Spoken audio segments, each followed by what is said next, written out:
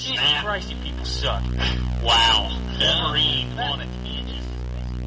Back in the days when we played video games, it was hardcore for the nerdy and lazy.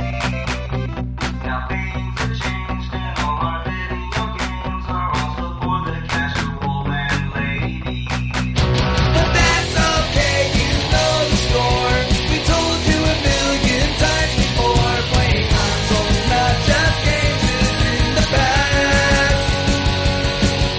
And every week you listen to the best damn internet radio crew. It's the N4G podcast.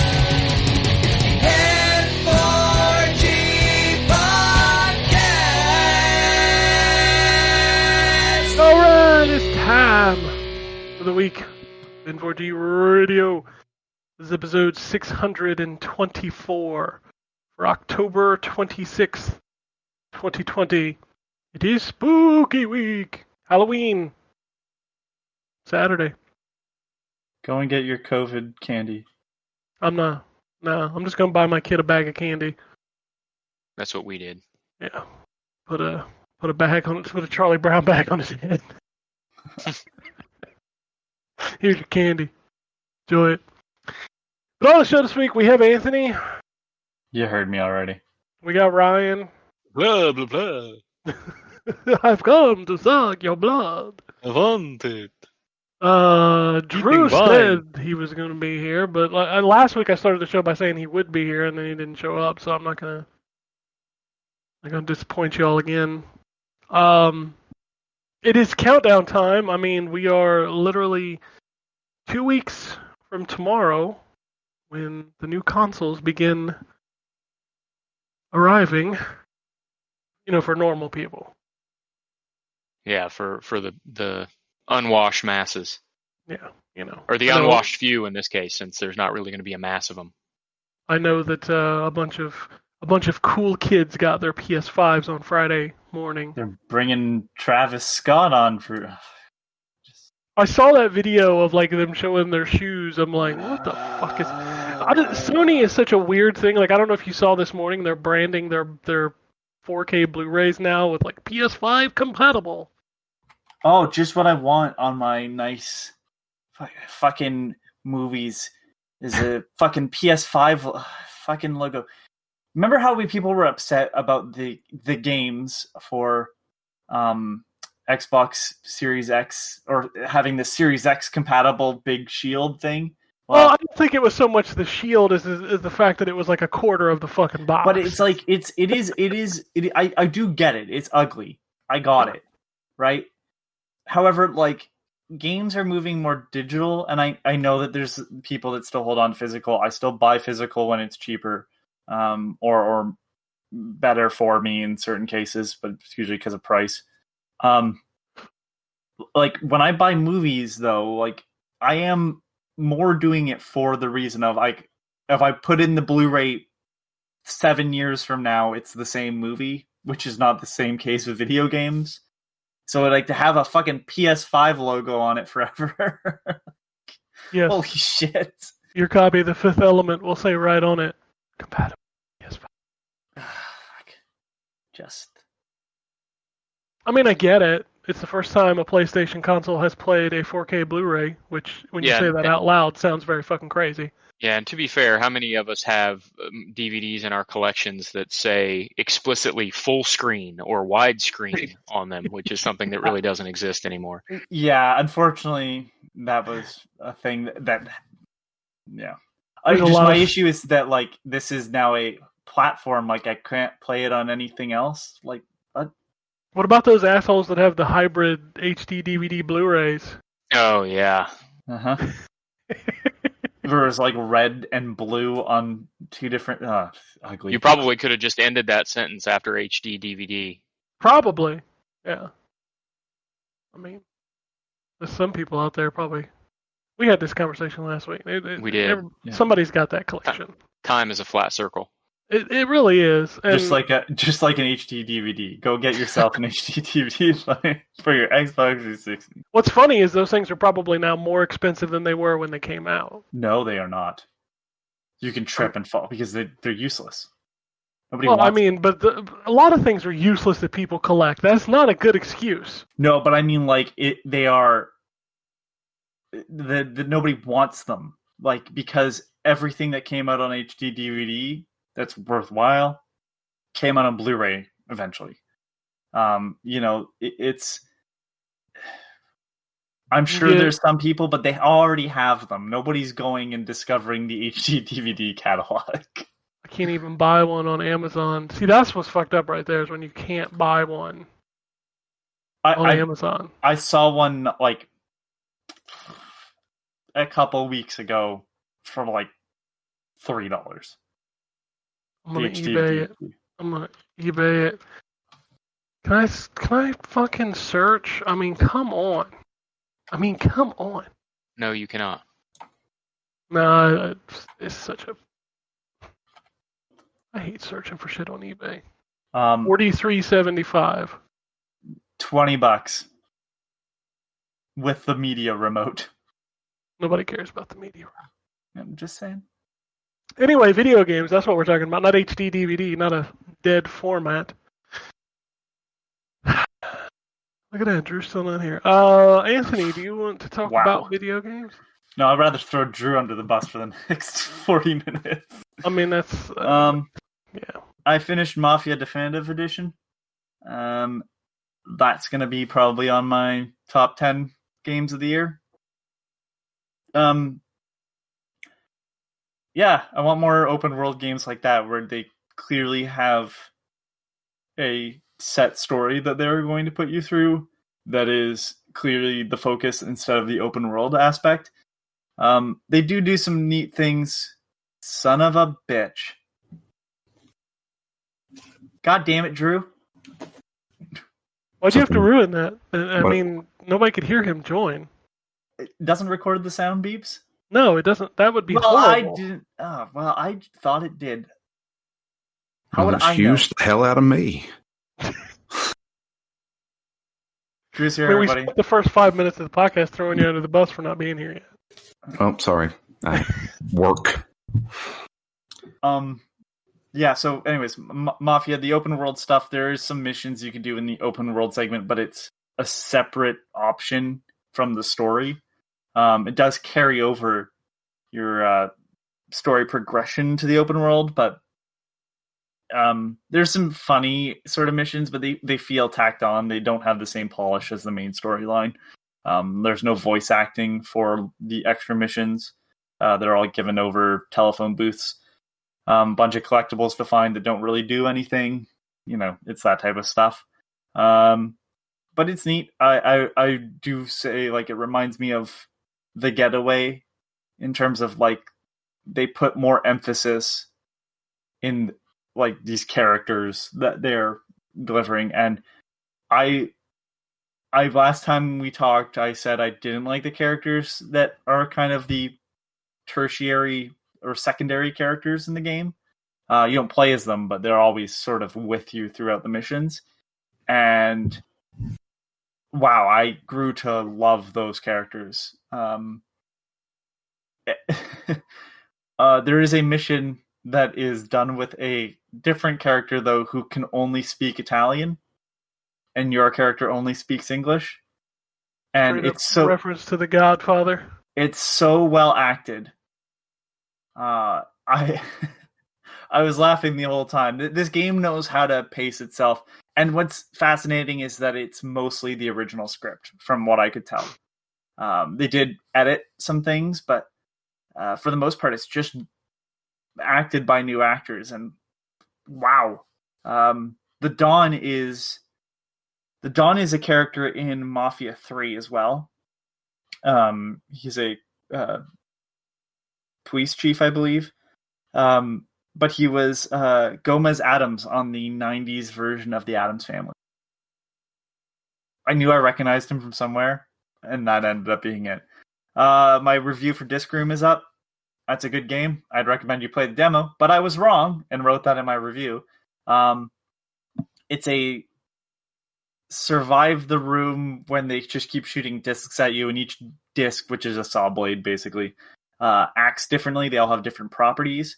And each room, or I should say door, that you go through has certain objectives you have to meet. So sometimes it's last 10 seconds in this room, and then the door opens up. And sometimes it's like get killed by 2 different types of discs. And what's neat is that they give you certain power-ups to work your way through all these rooms, and you can kind of tackle them in any order you want. But then some rooms have their own properties as well, so it's not just the discs. My favorite is still that there's one where the timer doesn't move unless you're standing on the center of the floor. So you have to sometimes exit out to dodge oncoming discs. And that means that you step off the platform and the timer stops. So if you have to survive to 30 seconds, which feels like forever when they're just shooting out all these discs at you, it screws you up to have to step off, because now it's not just 30 seconds. It's upwards of a minute sometimes. I really like this game. I'm very disappointed, though, because I feel like every time I've seen this game get played, or seen Devolver's press for it, or even me talking to it now, I don't do this game. Like, nothing does it justice. It's one of those you have to play it, because it looks like it's either going to be a roguelike or just an arcade game, and it's neither. So I really do suggest, like, the best solution right now is, like, go and watch, like, a playthrough of the entire game and just watch the first section, because there's nothing you can kind of spoil for yourself in those rooms. And then play the game and pick it up. It's like $15. It's worth it. It's on Switch and PC right now. Pick it up if you end up liking the look of it. I played Among Us for the first time last night, which is, of course, taking over the world. I mean, all right, memes aside and everybody talking about this game, it's good, right? So I have a feeling it would be really shit if I played with random people, as is most things. What I hear is it's running rampant that people are sitting in a Discord and cheating. So this is how we did it. We were on Discord talking to each other, but that's the thing. You could cheat. That it's all based on trust, I suppose, to some extent, just the premise alone. For those who don't know, Among Us is basically a video game version of Mafia, not the video game, but the party game where certain people are certain members of, or like, Resistance. I know it is Werewolf. Yeah, Werewolf, Mafia, Resistance. Yeah. So there's one based in Camelot. I can't remember what it's called. But basically the idea is that a certain percentage of the group of people are working against a common goal. So in Among Us, there's tasks. And so if you're a crew member, you have to do tasks. And if you fill the bar to completion, the crewmates win.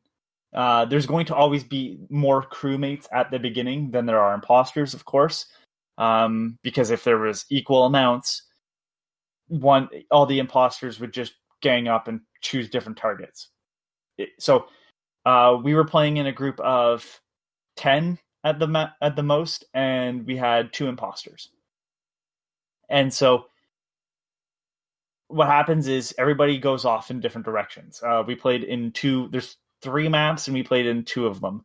And to start doing their tasks, you have like a checklist. So there is a point where you might not have anything to do. But there are all these little mini games. It's just connect the wires that have to be connected. Play this, like Simon Says, with like, the old Simon game where it's like it beeps in the corner, you have to hit it, and then it gives you 2, and then it gives you 3.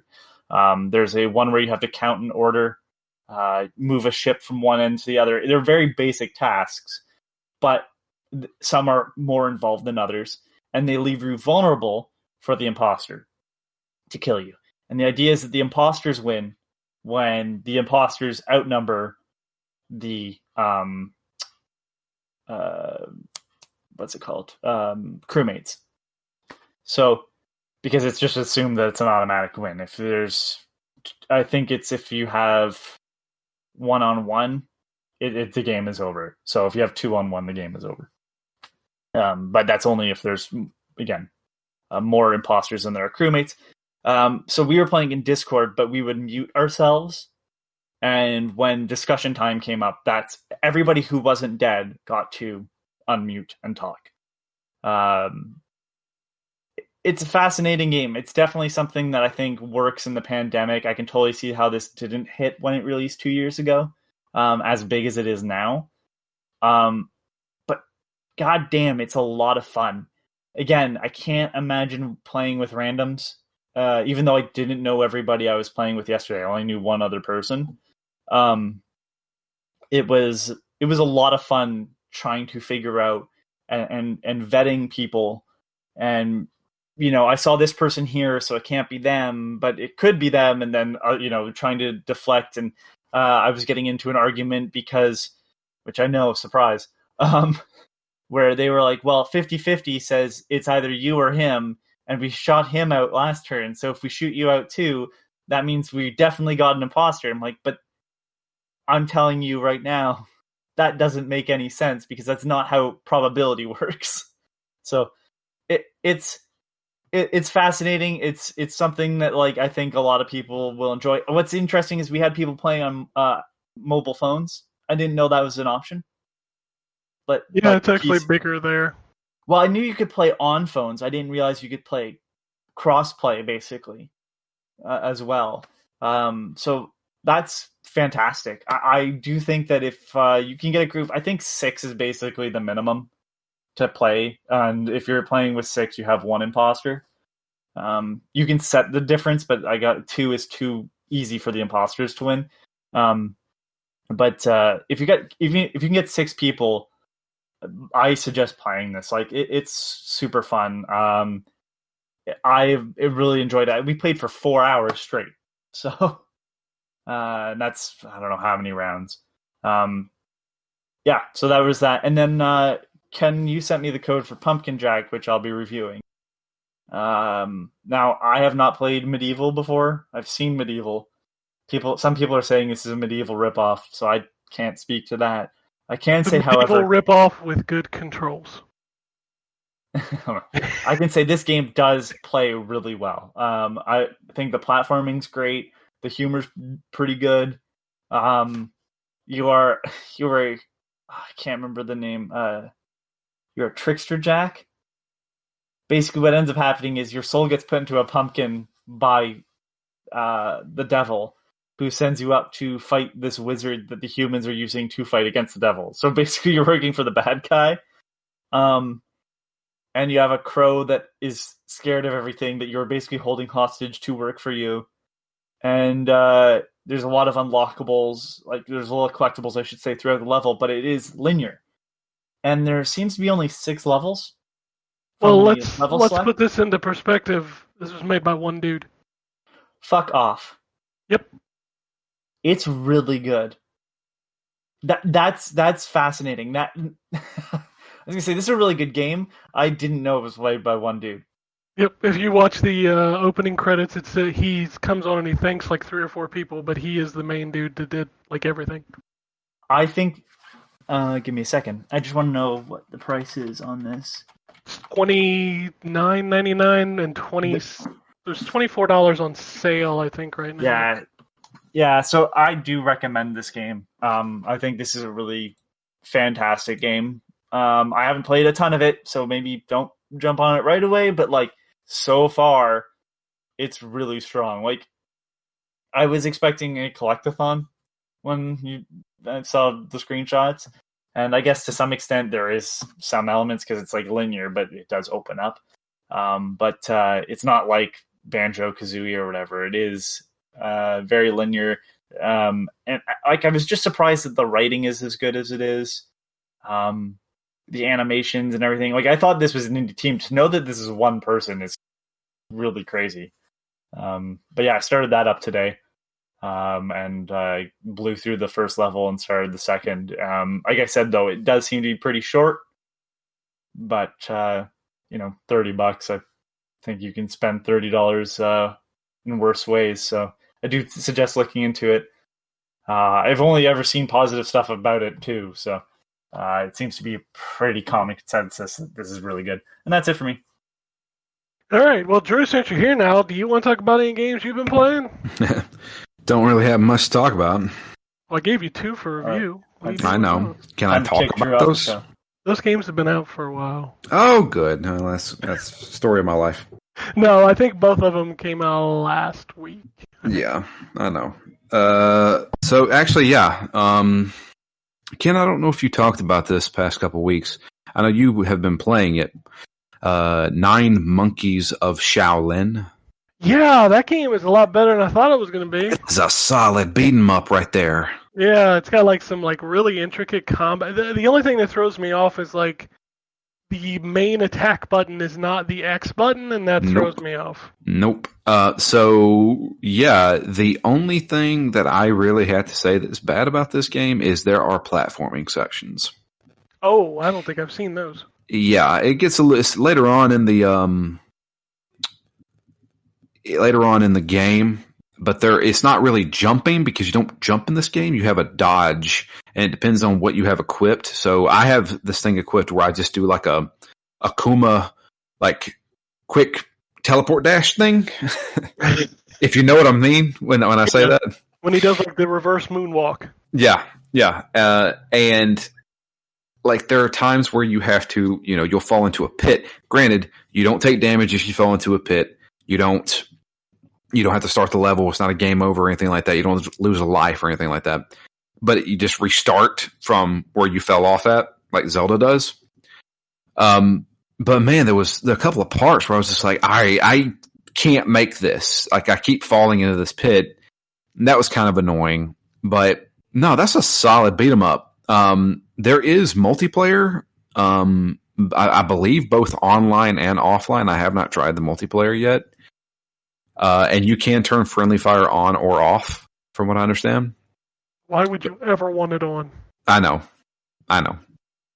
But yeah, no, that's a solid beat 'em up. I know it came out on the Switch a while back.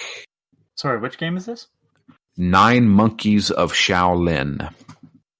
Did it come out on Switch? Because the reason that this game got on my radar is if you remember, and I know it's been a hell of a year. During E3, Microsoft did the try all these games thing where they had a bunch of demos on the store. And this was one of them, and I downloaded it, and I was like, wow, this is really solid. And I thought it was new then. The combat is so intricate in this game. You can easily go through this game and just hit the Y button all day long if you want to. But it feels so good to pull off these combos. I like that you can get different weapons. Yes. So I have still just like I absolutely love the fact that every critical hit that I land stuns an enemy. So I've been sticking with the starter weapon because I feel like that's broken. Because you can stun like bosses and stuff in this game. Okay. The visuals remind me of, and I know I'm going to age myself here, Jackie Chan Stuntmaster. Yep. That's exactly what I was thinking. This looks like a Jackie Chan game. Yeah. I have It's to real look that good, game up because I've never heard of Jackie Chan Stuntmaster before. Really? That game is pretty good. Yeah, it Oh, surprises wow. me you haven't heard of that one. I definitely can understand why you'd be comparing the two, though. I've never heard of this game before, Jackie Chan Stuntmaster, or 9 Monkeys of Shaolin, to be fair. I've never heard of either. You should play both of those games. The Jackie Chan Stuntmaster, the PS1 game, is a hell of a lot better than it has any right to be. And this game, I wonder how well that game holds up, though. I played it 2 weeks ago, and Oh, yeah? there are definitely some issues with the controls because Yeah, the what- PS1. Yeah, I was gonna say, what PS1 game doesn't have? Yeah. Even Spyro, which I think holds up as one of the better titles, that was more 3D than like Crash was. It has its issues as well because it's PS1. So Yeah, Jackie Chan Stuntmaster has some issues with like sluggish controls and hit detection, but it's still a pretty cool game. Yeah. But yeah, no, Nine Monkeys is really cool. They have like like it's so intricate because like there's different enemies, so you're fighting mainly humans, but then every once in a while you run into a ghost, and a ghost can only be damaged with key abilities. So you have to like switch your stances, and it's really good. Like that surprised me. Like every time I was like, I'm sitting down, I was like, oh, I could play some Overwatch right now, or I could go through a couple levels in Shaolin. So I'd sit down and play that. I think there's a demo still laying around for 9 Monkeys of Shaolin. Looking at the screenshots, like the art style reminds me of the Shadow of the Beast remake, like just the way it's colored. Everything. Yeah, they've got a ton of different like little unlockables you can get. So there's like a big head mode. There's also the classic like like the classic movie, Japanese movie, like samurai movie, like the black and like a Ghost of Kurosawa, Tsushima sort of look. Yeah, they've got all that kind of stuff. There's tons of unlockables in it. There's 3 different skill trees that you can go through. I'll definitely be looking into this. It's definitely they want you to replay levels too because you get more skill points when you replay levels. I don't know if anybody else has noticed this, but like the last month or so has just been on fire for indie games. Yep. Like there's been some really like standout shit. Yeah, like I've seen some really good stuff. Shit. Yeah, so I'm looking at it, Ken. On Steam anyways, there is a demo still. Yeah, I figured there was. I think the Xbox demo's still up too. I don't know about the other console. I don't even have a PlayStation right now, but I don't know. Yeah, and what most people don't know about that game is it's actually a prequel trilogy. 9 Monkeys of the Shaolin, 10 Monkeys of the Wu-Tang, 11 Monkeys of the Mantis, and then 12 Monkeys, of course, starring Bruce Willis and Brad Pitt. Wow. I was wondering where that was going. Wow, that was a fucking... That is very intricate for that joke. A joke about 12 monkeys. Took a lot of steps to get there. Hey, sometimes you got to walk the walk. The 12 Monkeys of Brad Pitt. Oh, yeah, no. That's a solid game. That's a solid game. Anybody out there who likes beat 'em ups, this is really good. In fact, I actually jumped back I got into a beat 'em up kind of kick. I jumped back into Streets of Rage 4. Oh, that game's good too. That's solid too. That's real solid. That was because I was like, yeah, it's still on Game Pass. I know Anthony had mentioned to me. He's like, yeah, you really need to play that before at least Game Pass. I suggested it at one point because Drew asked me if I wanted to jump in on Phoenix Down, and I suggested it, but I'm like, it's probably not going to be enough to talk about because it is just a beat 'em up at the end of the day. Yeah. Where'd you get to in it, Drew? I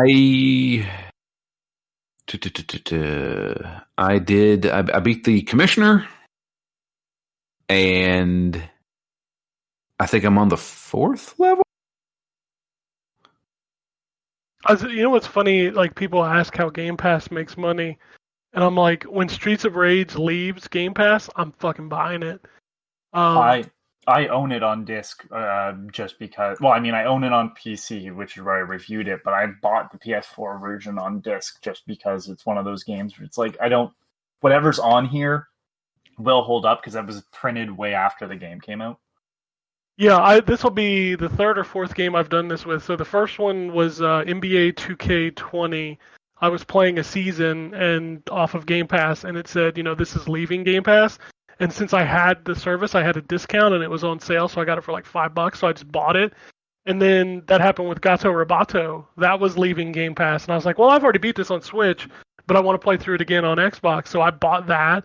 And as soon as Streets of Rage 4 says, well, we're leaving Game Pass, while it's still on there, I'll buy it with my discount. And, I mean, leaving Game Pass this month thing, I get why they do it, because you're like, shit, I got to buy this before it leaves. Yeah, and they do a pretty decent discount sometimes. Mm-hmm.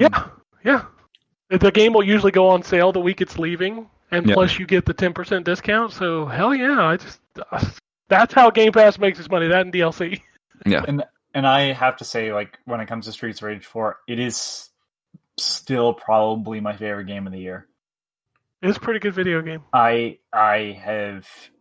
Like, all I have to say, Drew, is when you get to the elevator level, it's my favorite elevator level in a beat 'em up. Okay. And, like, there's always an elevator level, Yeah. I'm hoping the Takeover comes to Xbox at some point. I like that game on Switch. There's been a couple of decent ones. I know Fight and Rage was pretty good. Yep. Yeah, Fight and Rage is pretty good. There There was another big one, wasn't there? Oh, Battletoads. Yeah, that was good. I haven't tried Battletoads. I beat it before it came out, and then I kind of moved on to something else. So Yeah, I haven't. Battletoads is pretty good. I need to play that still. I like that game. I thought it was genuinely funny.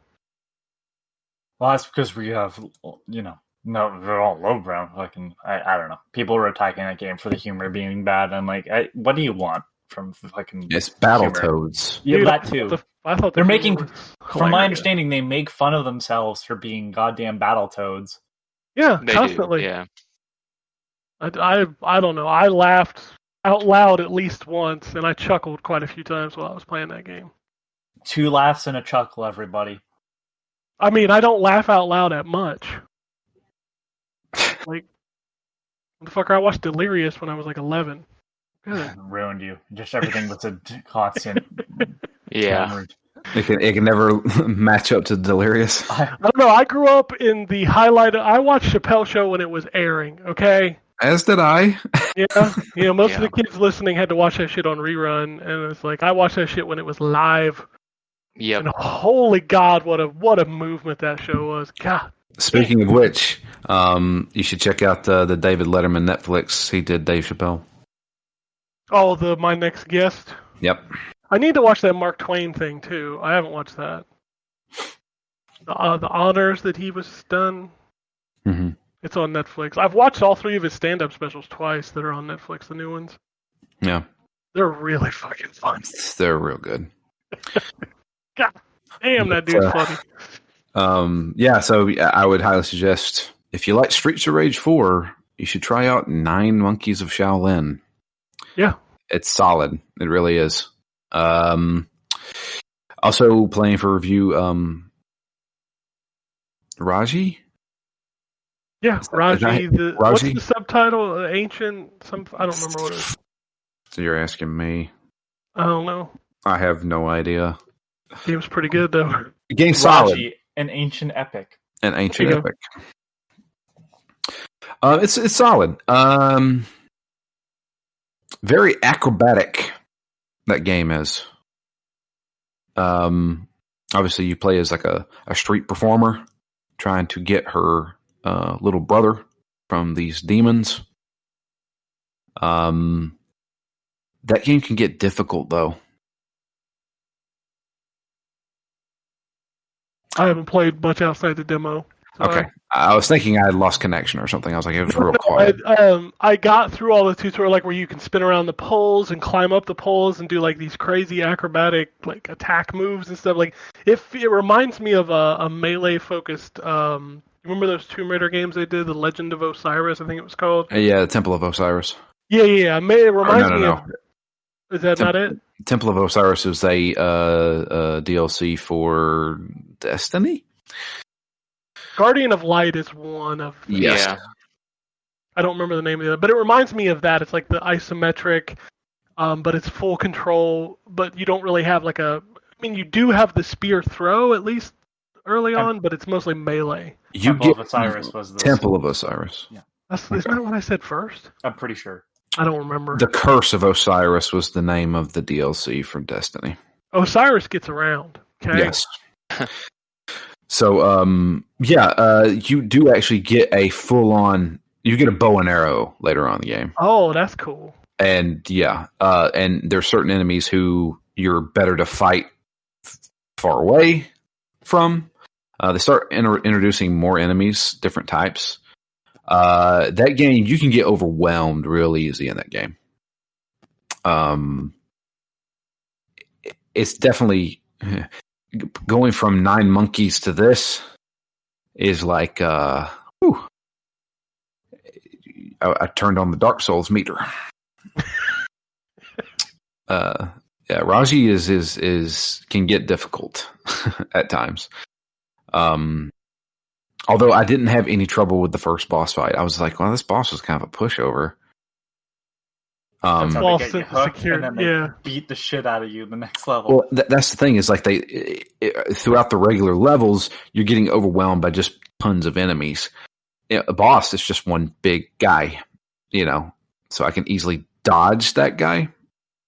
Yeah, that's the thing I noticed about the combat in the little bit I played is that you really, like, the dodge is there, the attacks are there, but it's very, like, rhythm-based. You really need to know how many hits you can get in before you need to dodge. Yeah. But it's very interesting, very stylized, that game. But I'm also playing that for review.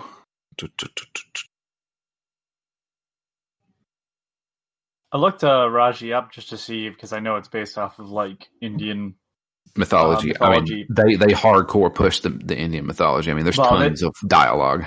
I'm kind of glad to know that it's made by it's made in India. Yeah. Like that seems to be a thing that's going on. Like we're seeing like more games come out of India, which is just like, I don't know. I'm kind of excited when I hear like a place that you don't know for video games is starting up video game development and like making bigger titles, because you do get stuff that's very different than what we get, most of the time from Western studios. We're very used to the up and down, the Japanese and the American. Yeah. And then, they tossed in kind of the Western, like the Eastern European RPGs for a while, and it's interesting to see. Like, I loved seeing like a Spanish based company's take on Castlevania. I love that. I was going to say the Spanish company that did Anima. Yeah, that sure game that, is so unique in what it does, and it's I like, love that. I know I compared it to Nier, but it is also very much not Nier, because it's it's its own thing, and they have their own ideas for design. So like, I just thought about India, for example, right now, is because not only is Raji doing it, but then Ubisoft has their Indian team working on the remake of Prince of Persia. So like. Yeah. I'm glad to see that, like, new places that are popping up, and then we have stuff like, God, look at that shit coming out of China. Is that the Wukong game? Yeah, that game looks amazing. That game looks incredible. But I mean, like, look at what just came out of China with Genshin Impact. Yeah. Or Gene Rain. Okay, well, hold on. Not everything's a hit. Not everything's a hit. What was the other one that's even Batuta? Yeah, that was Middle Eastern. That was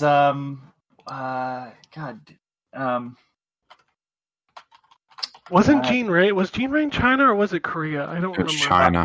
Was it? Okay. Yeah. I'm pretty sure. Daily Network. Daily Network. The fact that you can just pull that up off the top of your head. We did a Phoenix Down based on that. I had to look up a lot of stuff for it. I know. I'm just saying. Can't wait to see what the next game they do is. Oh boy. Well, they went back. Hey, again, they went back and fixed Gene Rain to something that was actually playable. I want a game just based on these Swollen Scorpions. I do too. I'd play the Swollen Scorpions DLC. Mm-hmm.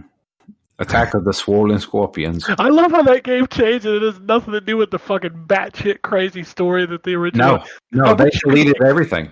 I wish you could like flip a switch and go back and watch that intro, because that intro is fucking nuts. It is. It really is. Fucking girl sitting in a room with fucking. Oh my god, that thing was weird. And they had you walking around. Yeah. And then go through a portal or some shit, and it's like, what the fuck is happening? There was the heart that you had to find. Yeah. And it was legit a giant heart. With like it looked like they bought assets off of a store. And yeah. Also Saudi Arabia, that's where it was. Unearthed was built, was made in Saudi Arabia. Yep. If you were miserable playing video games right now, you don't need to be playing video games. There's too much good shit. If you're playing Gene Rain. Well, if you're playing Gene Rain, you're like 2 years late to the party, but... Hey, you can still play the original version. You know what? You can go on YouTube and watch someone play Gene Rain, most likely, but if you really need to, the original is still available on Steam. On Steam, don't purchase. Yeah, it's a separate purchase. So... Oh my god. Yeah. No, if you want to be miserable playing video games, just play any game we did last year. Oh, there's that too. Yeah. But you brought that on yourself. Like, don't play. I'll just save everybody some time though. Don't play Perfect Weapon. Just don't do Oh it. my God. I mean, who's going back Yeah. to play Perfect Weapon right now? Come Listen. You may see that cover and go, maybe this is a hidden gem. It's not. It's not a hidden gem. No, I would not look It's at that fossilized. cover. That cover looks like a third grader drew it, and No, like he it's has no. literally like we took a picture of our television screen and put it. Listen, No. I owned Perfect Weapon Uh, when it came out on the PS1. did you as you were driving home? Did you go for a drive and then throw it out the fucking window? No, Awful. I did not. I actually played it. And it was terrible, but Yeah. you know, back then I didn't have as many games as I have now, so Do you still own it? no. No. No, I forever owned we that had a game. local we had a local video game store that I could ride my bike to, so I sold it not too long after. Yep. I own that forever. Okay, I have some bad news, everybody. I was wrong. I made a mistake. This is now the second time I've done that. Gene Rain is no longer available on Steam. Oh no. Well, that's ruined my day. Thanks. Only Wind Tower, which is the remake. Also, as I'm searching for like maybe Gene Rain is available somewhere, and it looks like the original might be available on PS4. Well, you can buy the disc and not connect to the internet, right? Is there a disc version of Gene Rain? I thought there was. Wasn't I there? hope God. if there is, I'm almost at this point needing to own it, just because it's such a integral part of this show. But And there's a lot. This show. The games people remember this show for are some of the All shittiest trash. games. I mean, Yeah. Some of the worst. Yep. oh, also, I just want to throw out Game Spew. It's a website I've never heard of, which I'm sure they'd say the same about us. oh yeah. Their review just says Gene Rain is a mistake. I mean, I'm pretty sure my tagline for Gene Rain was "Mistakes were made." that game Oh is, man, oof. that game is bad, but nothing tops Perfect Weapon for last year. I'm sure you do remember well. What? Yeah, it is. Your tagline is "Mistakes were made." Yeah, I'm pretty sure that was. I distinctly remember my entire time with Gene Rain. No lies detected in that statement. Yeah, I mean it's that game is bad. All right, Drew. What else you got? Anything? Not really. We finished up Man of Medan or Medan or Madon. There's no fanfare for the fact that Little Hope comes out this week. That's the thing. I thought it was pushed back, and then Matt kept saying, "No, it's like the 30th, right?" I'm like, "Really?" It's out on Friday. Then I'm excited. I think the problem is there's too much time between them. Yeah. This is something they should have probably had them sort of all developed and put them out every 3 months in 1 year. What they planned on doing was do 2 a year, and COVID hit, and Little Hope got delayed. I understand that. I'm just saying, like, that is the reason why there's no fanfare. Like, It's kind of sad. It happens. I mean, Hey, I'm excited for that. I still have to play Man of Medan. It's I good. know. Play Man of Medan. You Guys, should play it with somebody. If I That's had the best way to play infinite it. fucking time, I would. Yeah. You should definitely play it with somebody. I really enjoyed the co-op portion of that game. But I have installed and I am ready. We're going to hold off a week because we've got our Game 100 discussion, which is going live this coming Friday. And then I'm trying to stop staggering the episodes. We're going to do Sunset Overdrive after that. Oh, yeah. Wait. What if it gets enhanced on the Series X? You can play it there? I'm sure. I mean, I'm going to start playing it next week. So. Oh, okay. Well, then. So I mean, I have to. Maybe when you finish it, it'll be enhanced or something. It could be. That That game was cool. Yeah, I played half of it. It's not like you say this like his save isn't going to be able to carry over if he's No, midway no, through no, the that's game not with a new what I meant. I just meant like playing it entirely. Actually, yours would be more interesting that if it does get like bumped up or something. Yeah. Like you could be playing it one week and then next week you're like, oh wow, look at this thing. And I'm Yeah. playing it on the base Xbox One. Yeah. That game was still fine. Yeah, I don't like. I played a bit of it. I don't remember how much I got through. I know that like a car had tried to drive out of the place to only find the barrier. I remember that happening as a key moment. I just don't remember much more. I I finished remember that game, but I building a could not. helicopter. Yeah, I finished the main game, but I couldn't get through the DLC. The DLC was kind of meh. Yeah. So I did like the self-referential stuff in it. yeah, It wasn't, this is lame, like how other games do. Like how Duke Nukem Forever did. Duke Nukem. Can I just remind everyone listening that Duke Nukem has not one but two jokes about women wanting to stuff Duke Nukem up their vagina when he is shrunken. okay, we're gonna move on. Yep. All right, Drew. If that's it, we're gonna move over to the Wombat. Yeah, I think that's pretty much it. All right, Ryan, what you got? All right, so There's that blah, blah, blah, blah, blah, blah, blah, blah, blah. oh, we got weirdness again. The first time today, right when you do your segment, of course. Of course, yeah. All right, is it still doing it? No, it's good now. Okay, so I have really not played anything other than continuing to play Greedfall and trying to finish that up. I really haven't had much time to play anything this week, so I do have a game to review. Ken, I don't even know if I'm allowed to talk about it. I don't think I am. That thing's not out till like the 17th of November, I think. Right. So, no, probably not. Yeah, okay. So, but let me just say, it's not the really, really exciting one that comes out on November 17th, just in case everybody's asking. We could it's say definitely that not that. It's Sniper Elite for the Yeah, Switch. Sniper Elite for the Switch. Right. But I'm excited, like, is it Cyberpunk? No, it's not Cyberpunk. Is it Sniper Elite 4? Yeah, Sniper Yes. Elite Okay. 4 for the Switch. Are Yeah. all of them basically out, like V2 and 3 on Switch as well? I have no I'm not fucking sure. clue. I have no clue. Yeah.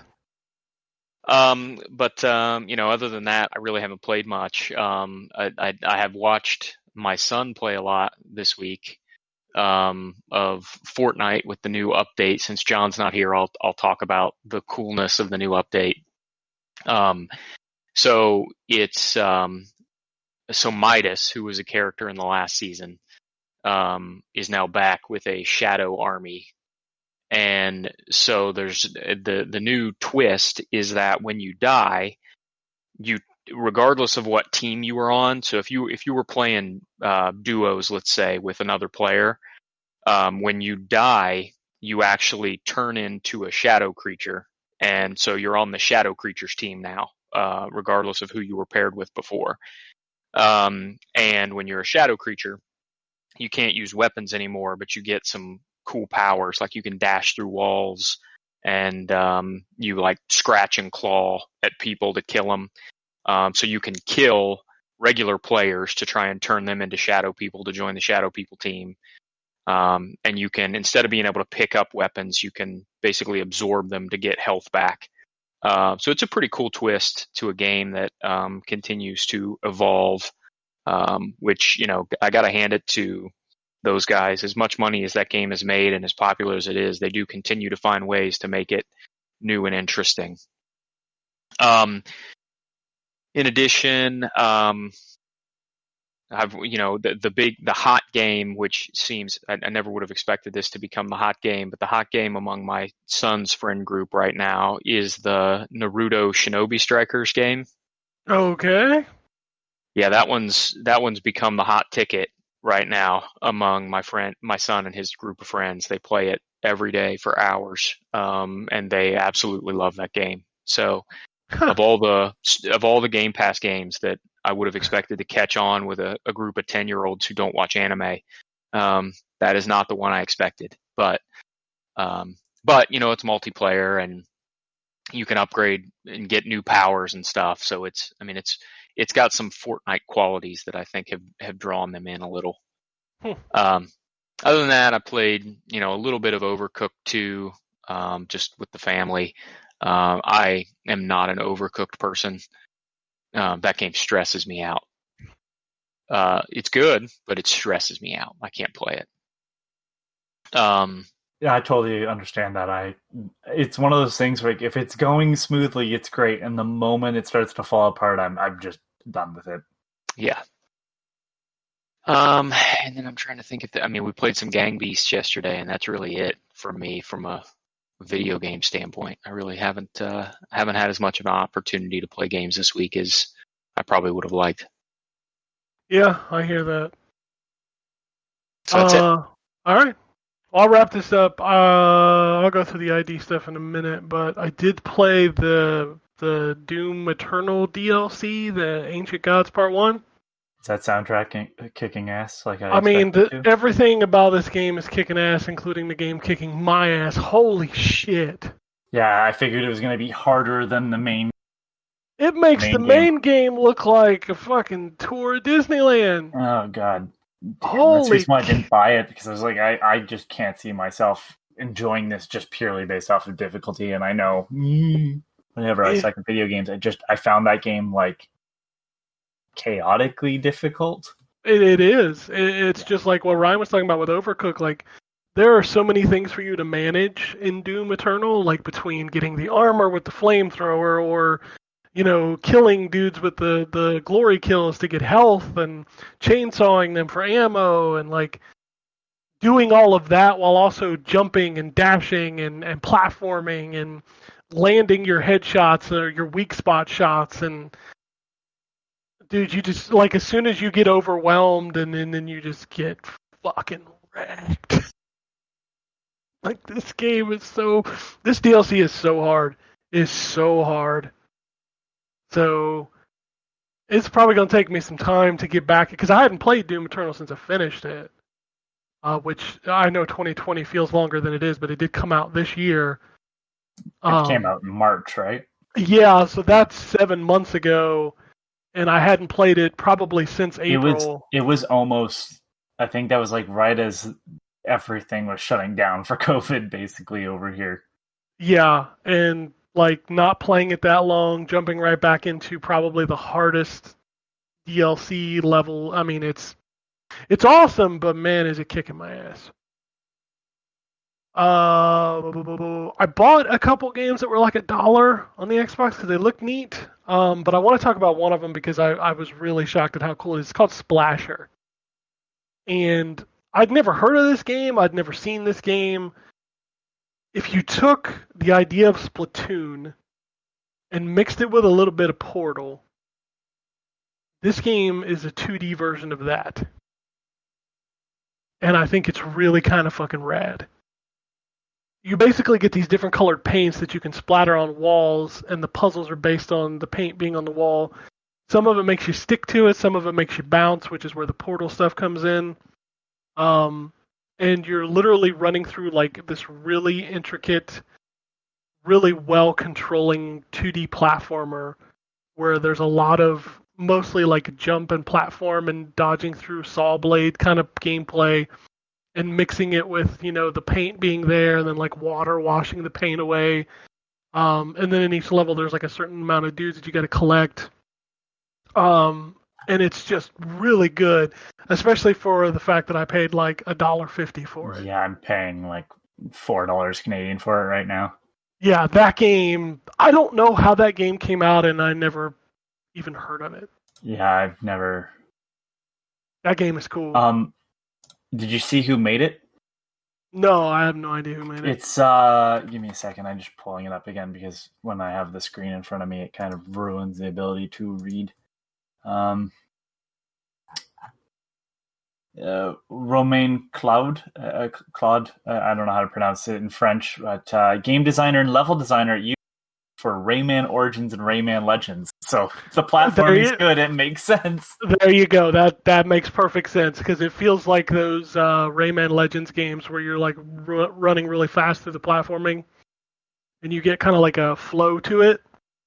Yeah, Those games are so good. The Yeah. Rayman games. You should check this game out then. It's giving me those vibes, and it's really good. And it's like $1 right now on Xbox or something. It's some stupid, ridiculously low. One price. more time, what's it called? Splasher. Splasher. Okay. Yeah, like I watched the video because I always look at what's on sale for the week. I watched the video. I was like, wow, this looks like a 2D Splatoon. That looks kind of neat. I'm gonna check it out because it's like $1. And then I played it. And I'm like, oh wow, this is really cool. So, the only other big game, well, I use the word big game in finger quotes. I played that Transformers Battlegrounds game that finally came to consoles this week. It was originally a mobile game.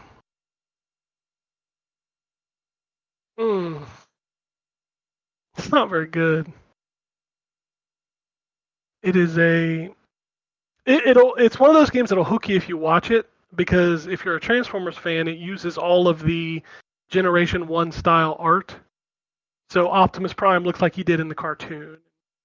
You know, it's got Megatron, it's got Grimlock. And then you boot it up and you realize that it is a turn-based tactical strategy game that is really doesn't involve much strategy. Like, it's not difficult or overly complicated, which makes sense because it's a mobile game and it's also aimed at, you know, younger players. But everything that you saw to draw you in immediately dies when you hear the Transformer sound and it's terrible. Or you hear the voice acting and it's fucking atrocious. You play it and it's just not really that much fun. So yeah, that game is not good. But now I'll run you down the indie games that I got to play this week. Clea is a 2D horror game where you are basically running left to right, going inside doors, hiding from a monster, sneaking past it. Basically a non-interactive, like non-combative horror game. Amnesia style, Soma style, but in 2D with like Japanese style artwork. Galicide had a lot of promise when I booted it up. It's a horizontal shooter, but then they throw in this mechanic of having to basically like a puzzle game, like a columns or a bubble bobble where you have to match these blocks to these bumpers to remove the block so you can move forward. And you have to do that while you're also horizontally shooting enemies. And that combination didn't really work. So, started off promising, it looked really good, then just kind of fizzled out with that mechanic. Double Pug Switch is a runner game where you're moving left to right and switching between universes where the platforms will appear. You get the idea. You're moving, you switch, you jump, you switch, you jump, that kind of stuff. It's fine. Axis Football 2020. So there are two other football games besides Madden. Maximum Football I talked about a few weeks ago. That game was bad. Axis Football was good enough that I actually finished a whole game. It's not a great football game. It's a ringing endorsement, Ken. Yeah. So here's the thing. I'm trying to figure this out. If you go back and you play ESPN 2K5, like you always go back and talk about the 2K football games, the announcer in that game became iconic for that game because he was like this slapstick kind of sarcastic dude. I think that's the dude doing commentary for Axis Football. It sounds just like that guy. Well, that's a good thing, right?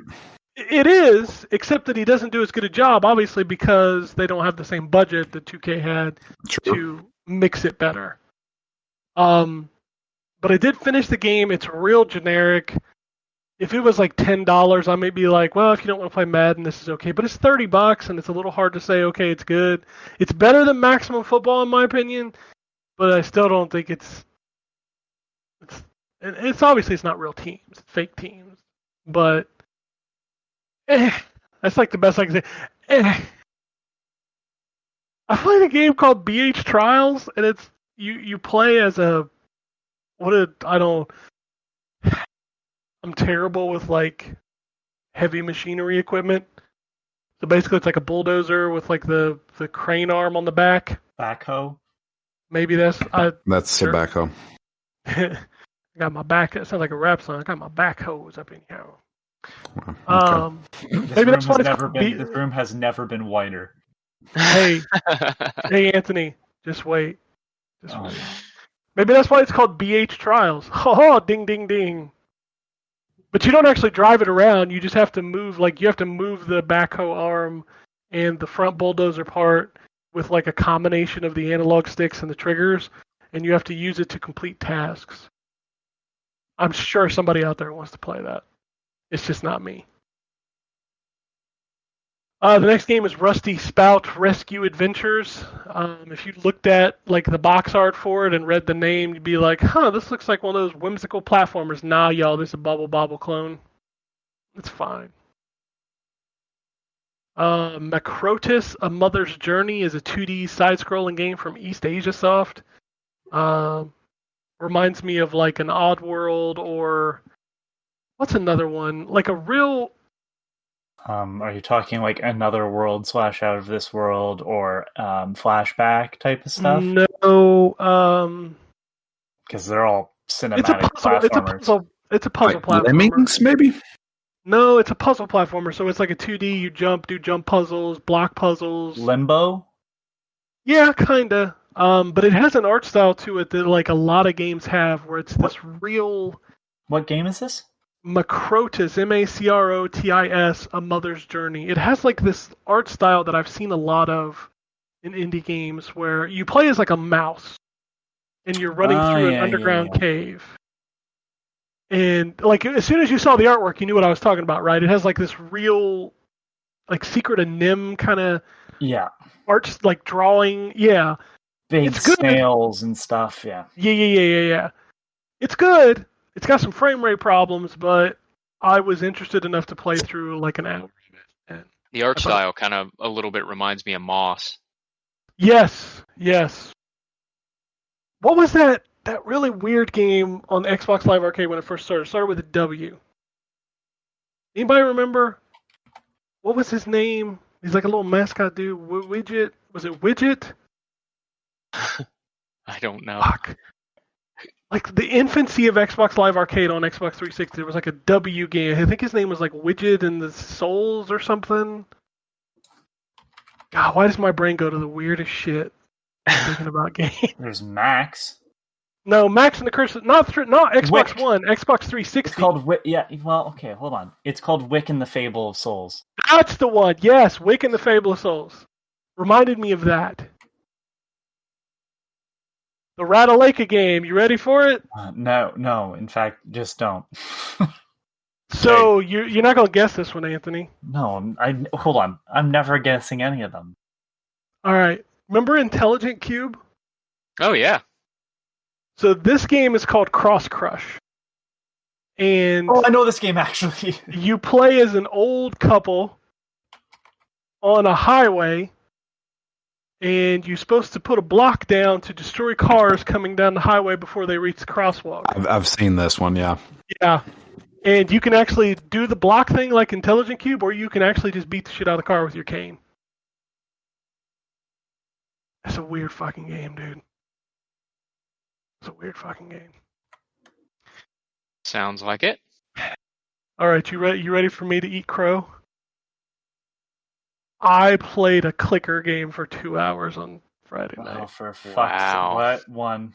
It's called Lord of the Click. And it's No on the cookie clicker, but no. It's on the Xbox One. And I was afraid I was going to break my Elite 2 controller because so the game tracks how many times you've tapped the button. Before I was finished, I had gotten the achievement for tapping the button 7,777 times. And the faster you click it, the faster your units come out of your castle. That's how clicker Sounds a games lot work. like Make More, yeah. So the thing that throws the loop into this game that would not be on like a phone version of it is eventually you start to get like extra things in your castle, and then you have to tap other buttons. So the right bumper is the one that creates units, and eventually I had to start tapping the left bumper to create food to make them stronger. Then I had to start tapping the left trigger to shoot flying enemies, and eventually I had to start tapping the right trigger to do something else, all while I also had to hit the B button to pick up coins. So, is there eventually a way to where the buttons get clicked on their own? I do not know. Like, when you collect coins, you can upgrade different pieces, and one of the pieces I've been upgrading that takes a long time to upgrade is how many times you have to tap the button to get one unit. So it starts at 20, and I've got it down to 15. So with those incremental games, because I've played a decent amount of them, the whole thing is eventually you come to an upgrade that says, oh, you just generate a soldier, in this case, every 5 seconds. Gotcha. I don't know if it gets to that. Upgrade that to where it's like generating soldiers every 0.5 seconds. Yeah, because this doesn't actually sound like a clicker game in that sense, that you'll have to constantly be engaged. Like, the clicker game is supposed to just let it idle. I mean, that's why they're called idle games generally. Yeah, So it depends on the game. Sometimes you have to click. Most of the time it'll go on its own, but it moves faster if you click. If you're clicking, yeah. Now, to be fair, while I did spend 2 hours playing this, I will probably never play it again. That's also fair. Yeah. I mean, it was Sounds like entertaining. a clicker game. Yeah, it was entertaining for the 2 hours that I played it, and then I was just kind of done. I mean, I uninstalled Clicky Clicker from my phone finally, so.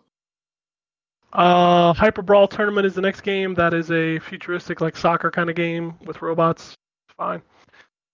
Outpost Delta, that is a 2D side-scrolling game with, like, the really awkward aiming mechanics where you gotta use the right stick to aim at shit. I don't like those. I like to just be able to point and shoot, but, you know. Assault on Metaltron, I couldn't figure out how to play this game. It's a tower defense game, but you control a character to run around and do the different stuff. But I ran around to every spot where there was stuff to do and pressed every button, and all the dude did was flail his arms in the air and go like, oh! So I don't know how to play the game. There was no tutorial. Groot is a horizontal shooter. I like the art style of it. I thought it was kind of neat. Nothing to write home about. You fly left to right, shoot shit. It's kind of interesting. I did play Scourgebringer. I don't know if any of y'all played that. It's on Game Pass. It's the new Devolver Digital game. That game controls fantastically. Like, the combat in that game feels really good. But I have heard it's like a roguelike. Yeah, I want to actually. I didn't realize it was coming to Game Pass. Yeah, I'll have to get that. Yep, a lot of stuff came to Game Pass, like Goner 2, Scourgebringer, Rainbow Six, like a bunch of stuff came to Game Pass this week. Yeah, I'd recommend checking out Scourgebringer. It's really good. I have it on my wish list on Steam of all things. So yeah, I'll just play it for free. Yeah, exactly. You just play it on Game Pass. The last game I played was the game I expected to not like. In fact, it's the last game that I booted up out of the indie games for the week because it's another turn-based strategy game, and I get tired of those. But it actually is like the closest thing since. Do you remember the last game that was kind of like Advance Wars? What was it called? That indie game that came out. Yeah, Wargroove. This game is like that too, where it feels like Advance Wars, except it's Japanese and done during like the French Revolution. So imagine a French Revolution anime, but with Advance Wars gameplay. Interesting. Yeah, and there's like dialogue conversations you can have. There's a hub where you can do like relationships with people to like get better. Like before every battle, you also get to pick a card that will give you boosts like one extra attack block. Like you have further distance you can attack, or when you do an attack, you regain HP or things like that. You get to pick one of two cards before each battle. There's a lot of dialogue. A lot of suggestive anime French artwork. Which is funny because that's all I have to say and you immediately know what I'm saying. Lots of baguettes. Very large baguettes. Like comedically large baguettes. And like their clothes are just kind of hanging off of them. And you're like, what? And then you've got the dude with like the fucking powder wig standing next to her, like speaking in Japanese with a French accent. It's so I'm assuming it's Japanese with just ha attached to the end. Dude, it's a good game. Like, I had a lot of fun playing it. Like, but I'm not gonna just look to the side about the giant baguettes. They really kind of freaked me out. But it's a good game. Banner of the Maid. Recommend it. Enjoyed it. The last thing I played I can't talk about yet. I'm playing the Angry Video Game Nerd collection on the Switch, which I think is out on Friday. Yeah, out on Friday. It's kind of weird to know that like his original name was the Angry Nintendo Nerd, and now he's on Nintendo console. Although I think he might have been on Wii U, but it's coming to everything. But obviously, like most indie developers, they focused on PC and Switch first. So those are out on Friday, and then like if you go to their Twitter account, because I follow them on Twitter, like the people keep asking, when's the PS4, when's the Xbox version, and they're like, we'll announce it soon, it's coming. So anyway, speaking of what's coming out this week, let's talk about it. We've got Carto. I don't know what that is. Cobra Kai, the Karate Kid saga continues. So do you want to put bets down on? Well, let's see. The last two Game Mill games have been one hit, one miss. I'm going to say this one's going to be trash. Think it's going to be trash? Okay. Oh, yeah. I can't imagine it being good. I hope it's good. I expect it to be not good. Oh, Carto. Okay, so I looked up Carto because I'm like, why does that sound familiar? So what's interesting about it is, like, if you look at it, it just kind of looks like, I'm going to just say Zelda because it's top-down sort of adventure game. But the gimmick is that you move pieces of the map, if I'm correct. Like, you actually, like, oh, this part is going to this end. I think that's the game. I've watched trailers on this, and the menu screen looks identical. Well, I guess we'll see if it ends up being good. Dung Greed, Ghost Runner, Human Fall Flat Anniversary Edition. Ghost Runner, if everybody remembers, is that first-person like ninja game that's like one hit kill. Yeah. It looks neat. They also announced this week that game is getting a free upgrade for next gen. So. Yeah, I think that game looks really cool. I'm interested in playing it for sure. There's a demo on PC. What's that? There's a demo on PC if you want to check it out. Yeah, I'm not sure my PC will run it. It is a demanding game. My Universe Fashion Boutique, or as I like to call it, Boutique. Did I say Ikaruga? Ikaruga's out this week for PS4. The Blue Coats North vs. South. Legend of Heroes Trails of Cold Steel 4, which we have a review up, by the way. Auto Chess. Pacer, which is a Wipeout clone. Watchdogs Legion. Yeah, that's out this week. Yeah, I know. I wouldn't know. Yeah, I know. We don't have a code for it, which is weird. Schwan Wan Sword 7. Is that how you say it? Schwan Wan? What? XUAN Sword 7? I don't know. Legends of Juan, Eternal. I think. Is it Schwan? Juan. Juan? Juan, I think. But I don't know. What's UAN? UAN? I think Yuan, I think, is right. So I don't know. Chuan Wan? I think so. We're butchering. Yeah, I'm we've sure. just completely lost the plot on this. We're gonna move on. None of us speak Chinese, unfortunately. No. Legends of Eternal, Mad Rat Dead. The whole reason I wanted to review NHL 21, NHL 94 Rewind is out this week. The Dark Pictures Little Hope, Umihara Kawase Bazooka, and Umihara Kawase Fresh, whatever those are. Visage. Apparently that game that we can't pronounce the title of. Yes, it's based off of a Taiwanese role-playing video game. Like it's actually a series of them. Like it's yeah. That's cool. There's 7 And then there's a bunch of 7 main titles, and then there's a bunch of Gaiden spin-offs as well. So basically, this is like the welfare version of Dynasty Warriors? Wow.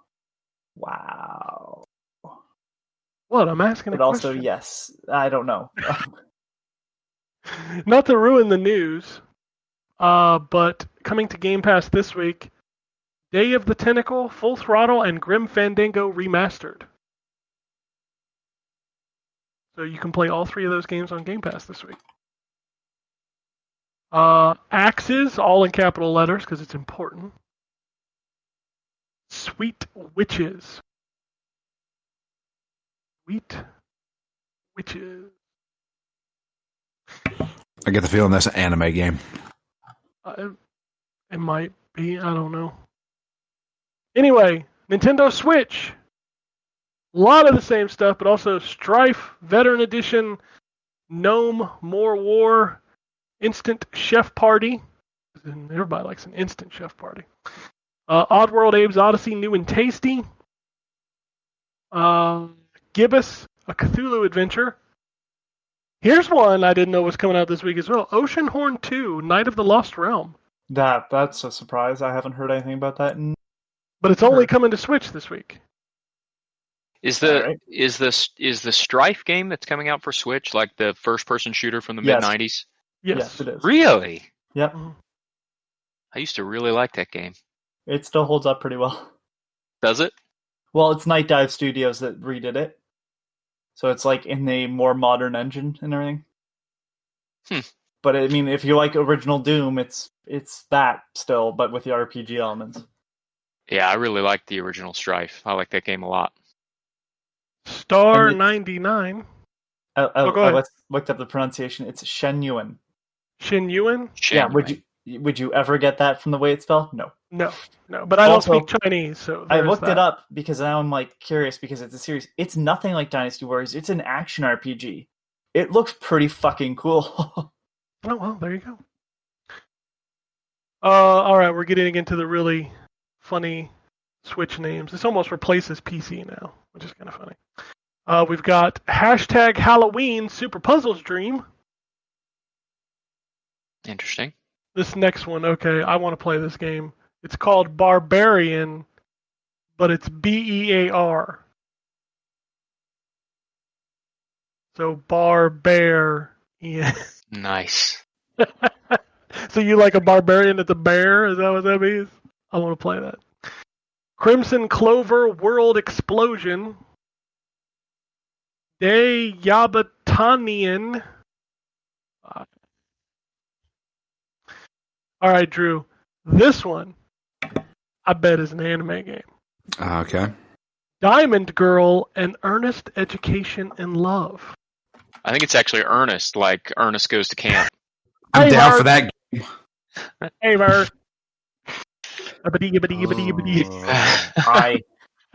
I have to delete my history. You know what I mean? Know what I mean? I looked up that game. Wow. Yeah, it's that's on the Switch, Anthony. It's more anime than you expect it to be.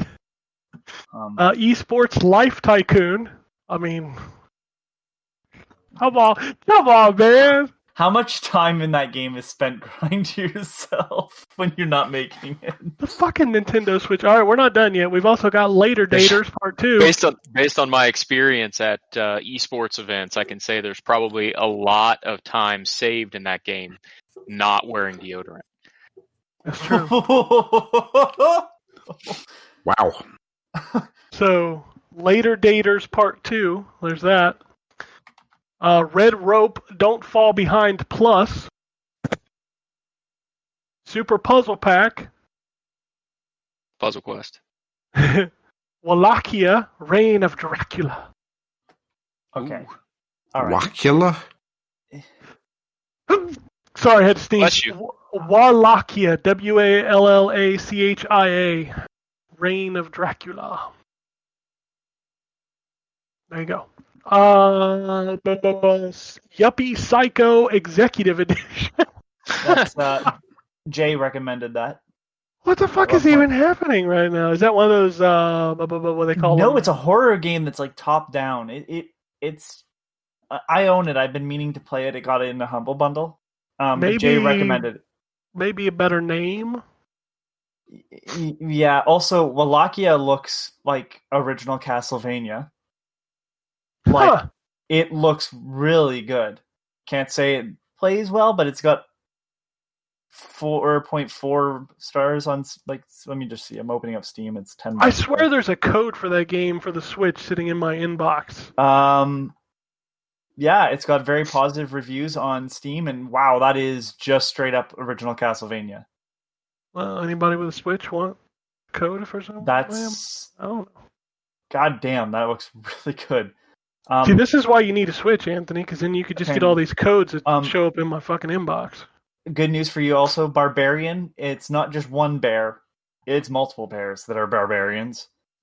Let's bear it up. But now I need to ask everybody the question of what the fuck Later Daters is. Later Daters Part 2. This is a sequel. Not the first, it's a sequel. It doesn't matter. What do you think it is? Later Sounds like Daters? Yes. Like a dating simulator. Yeah, Yes, the of course. Tome game. Nothing Atome. more specific? I said Atome. I don't know what that is. That's like a male version of the dating sim. No. Trying to date dudes. No. I think that's what Atome This is maybe that I've never heard that term before, but I'm sure you're using it properly. As in, Don't assume that. Later Daters is a dating sim. You are correct there. With seniors. Oh. Yeah. Oh God. It's not like anime either. It's just all right. Just straight up old dudes and ladies. Dudes and ladies. Yep. Okay. Oh, we're not done yet. We still got more. Angry Video Game Nerd 1 and 2 Deluxe. Case 2, Animatronics Survival. I'm assuming that's like a Five Nights at Freddy's clone. Probably. Clea, which I talked about earlier, is the 2D horror game. Haunted Poppy's Nightmare. Pixel Puzzle Makeout League. Oh, gosh. Don't infect pixel puzzle games with that trash. Slither Loop. That sounds like a porn. Guaranteed. The Language of Love. Also sounds like a porn. And Pikmin 3 Deluxe, which also sounds like a porn. Pikmin 3, by the way, if you haven't played it, excellent game. Definitely play it. Alright, so there's all your games, your spoopy games are coming out. Like, if you have a horror game or a Halloween-themed game, this is your last week to get it out. Which is why Later Daters is coming out now, because that seems like a nightmare. I mean, I kind of want to play it now.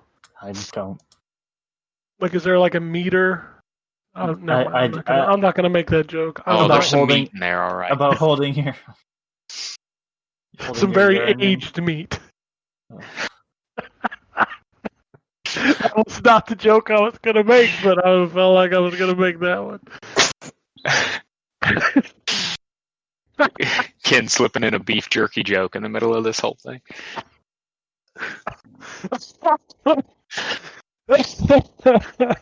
God damn. If we had a YouTube channel of playthroughs, that one would be on my list for the week. Alright, news. We already talked about the Double Fine games coming to Xbox Game Pass this week. Hey, if you play 2K21 NBA, there are ads that you can't skip. So, $60, everybody. $60. They're gonna try, and they're gonna raise the price. Yeah, it's $70. What a bunch of fucks. I'm still choking over the turkey. I'm glad there was no jokes about depends. I was gonna make a hearing aid joke, but I'm leaving it. Halo Master Chief Collection is getting a free upgrade for Xbox Series X and S. Will run at 120 frames a second. For all 12 of you that have that TV. I was thinking more of maybe making multiplayer work. It works. Master Chief Collection works finally? Yeah, it's worked for a while. That joke, you're like 2 years late on that joke. I don't give a shit. You're implying I play online with people. It was surprising that I played on.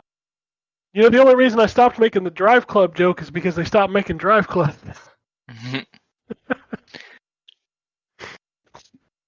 PUBG got an update to 60 FPS on Xbox One X. So, if you still play PUBG, speaking of games, I didn't know anybody still played. Yeah. Ubisoft announced something really cool this week called Ubisoft Connect, which allows Yes. cross progression and cross play for newer Ubisoft games. So no Which matter makes me think maybe I'll actually be able to play Assassin's Creed on my PS4 when it comes, and then transfer my save to PS5. yeah, but it's also cross progression on consoles though, right? So like if you started a game on the PS4, you could transfer it over to the Series X and vice versa, which is really cool. Yeah, it's a great idea. What else we got going on today? Xbox boss Phil Spencer hinted at the possibility of an xCloud TV streaming stick and a new Xbox Game Pass Platinum tier for all y'all Platinum motherfuckers. What would be in Platinum? You get another Xbox Live Diamond card? What do you get?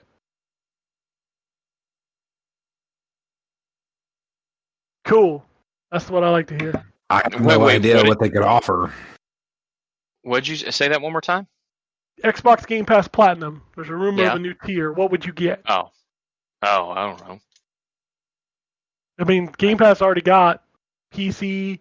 It's not Xbox. it's not what you get. It's what they take away from everybody else. Oh, I guess that's true. So Ultimate Platinum. Priority downloads. They throttle everybody else's download speed. You know they already throttle on the PS4 and Xbox, right? They max at 250, I think. Yeah. Yeah. Which is a crock of horse shit because Mm-hmm. I can go a lot faster than that. Yep. Motherfuckers. Jump on Steam, man. Dude, my Steam hits like... Whew, that shit's fast. Hell yeah, it is. Apex Legends for the Switch has been delayed to 2021. Speaking of games I didn't know people played still. Apex, I think, is still pretty big. I don't know. I don't know because I don't hear a lot from Apex or I heard some news recently, so I guess it's still running, but like PUBG is the same thing. I'm not saying like they're bad games. It's just one of those things I just didn't know. I figured Fortnite kind of there are so many games steamrolled its competition. Like there are so many games that are quietly huge. Like none of y'all would know Overwatch was big if me and Drew didn't talk about it. Like you don't hear about that game. No. Just very a bunch rarely. of people, I never. We joke about when you play an online game, like, can I find a match in 2 weeks? Like Overwatch is 4 fucking years old, and I can still hop online and be in a match in 20 seconds. Yes. There are still tons of people playing Overwatch every single day. I'm assuming that's the same for PUBG. Like Rainbow Six, I didn't know was huge until like the devs come out and they're like, yeah, we're going to support this game for 10 years.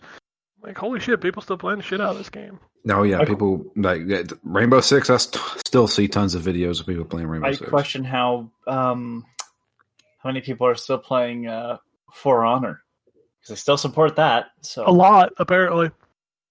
I'm gonna tell you this right now: if a game is still being supported with updates, there's some motherfuckers playing it because they ain't gonna bother. I mean, For Honor's still getting season passes. Yeah. So people still playing that shit. So. Speaking of multiplayer and bullshit, PS4 and PS5 will get exclusive Call of Duty Black Ops Cold War Zombies mode. This is not surprising. Exclusive for 1 year. That happened with either was it Black Ops 4 and Modern Warfare or just Black Ops 4? There may be. They've been PlayStation exclusive shit for a while. Here's the funny thing about Call of Duty exclusive shit is in 2021 when this comes to Xbox, nobody cares. So why even release it? I don't know. Just saying. I don't know. I hate exclusive content more than I hate exclusive games. So the Zombies mode is exclusive to PlayStation? So it says Black Ops Cold War Zombies mode exclusive to PS4 and PS5. Wow. To me, it's just weird, and I get that zombie, like a larger multiplayer thing. I think it's 4 people max. It's just like in a world of cross-play being a thing now. Like, why would you do that to yourself? But I mean, probably contract signed before that was a thing. However many because games. last year's Call of Duty has crossplay. No, I mean like with the exclusive features. I'm sure maybe. that's a contract for multiple games, not just one. The thing that pisses me off about exclusive content more than exclusive games is Xbox and PlayStation owners and PC owners, for that matter, are paying the same fucking price for this game. Just like Xbox, PC, and PlayStation owners paid the same fucking price for Marvel's Avengers. But only one of those is getting Spider-Man. Only one Call of Duty is getting zombie mode. Like, if you just make the game straight up exclusive, yeah, it sucks, but it's not like Xbox users can pay $60 for Final Fantasy VII Remake. You know what I mean? Hey, let me ask you, is Spider-Man already in Avengers? No. Gotcha. I was like, they really talked up this whole Spider-Man thing, and I have yet to see a screenshot or gameplay of Spider-Man, and I was thinking it was in there at the launch. No, he's not. He wasn't coming till next year, but with the recent announcement that they're delaying all of their updates to like next year, he probably won't be in the game till next fall. Are we including Hawkeye, or is Hawkeye still coming? It's not Hawkeye, it's Kate Bishop was the first DLC character. She's been delayed till next year, I think. Really? I mean, she's still the bow and arrow person. Yeah, she's his daughter, right? Yeah. Oh, I don't know. I don't know Hawkeye, but all I know is that, like, I mean, that was supposed to happen this month. She is Hawkeye. She's just the Kate Bishop version rather than whatever thing that. Oh, so it's like the Wally West versus Barry Allen flashes. Yes, like yeah. Gotcha. Yeah, she took over as Hawkeye, I think. Okay, I don't know the Marvel stuff, but yeah, like all of their DLC and their next gen versions have been pushed to next year. So Spider-Man was supposed to be like first quarter of 2021. I'm assuming that's getting pushed back because wow. COVID. Okay. I mean, it's not like anybody's going to be playing that game next month anyway. I don't think anybody's playing it now. A couple people are. A couple people still trying to make that a thing. Hey, I kind of dropped off. PS5 third-party faceplates are available to pre-order. So apparently you can replace them. So, okay. Remember how it never really became a full thing for the Xbox 360? Like, it was kind of suggested, and I know people did it, just like it was never. I have a box of them in my closet that I need Exactly. to throw away. Truthfully, I need to throw them away. Consoles be showing up out in the wild. Xbox Series X and S's. I don't know if you guys saw that picture I tweeted on Twitter. Sitting in the fucking cases, man. But not for sale.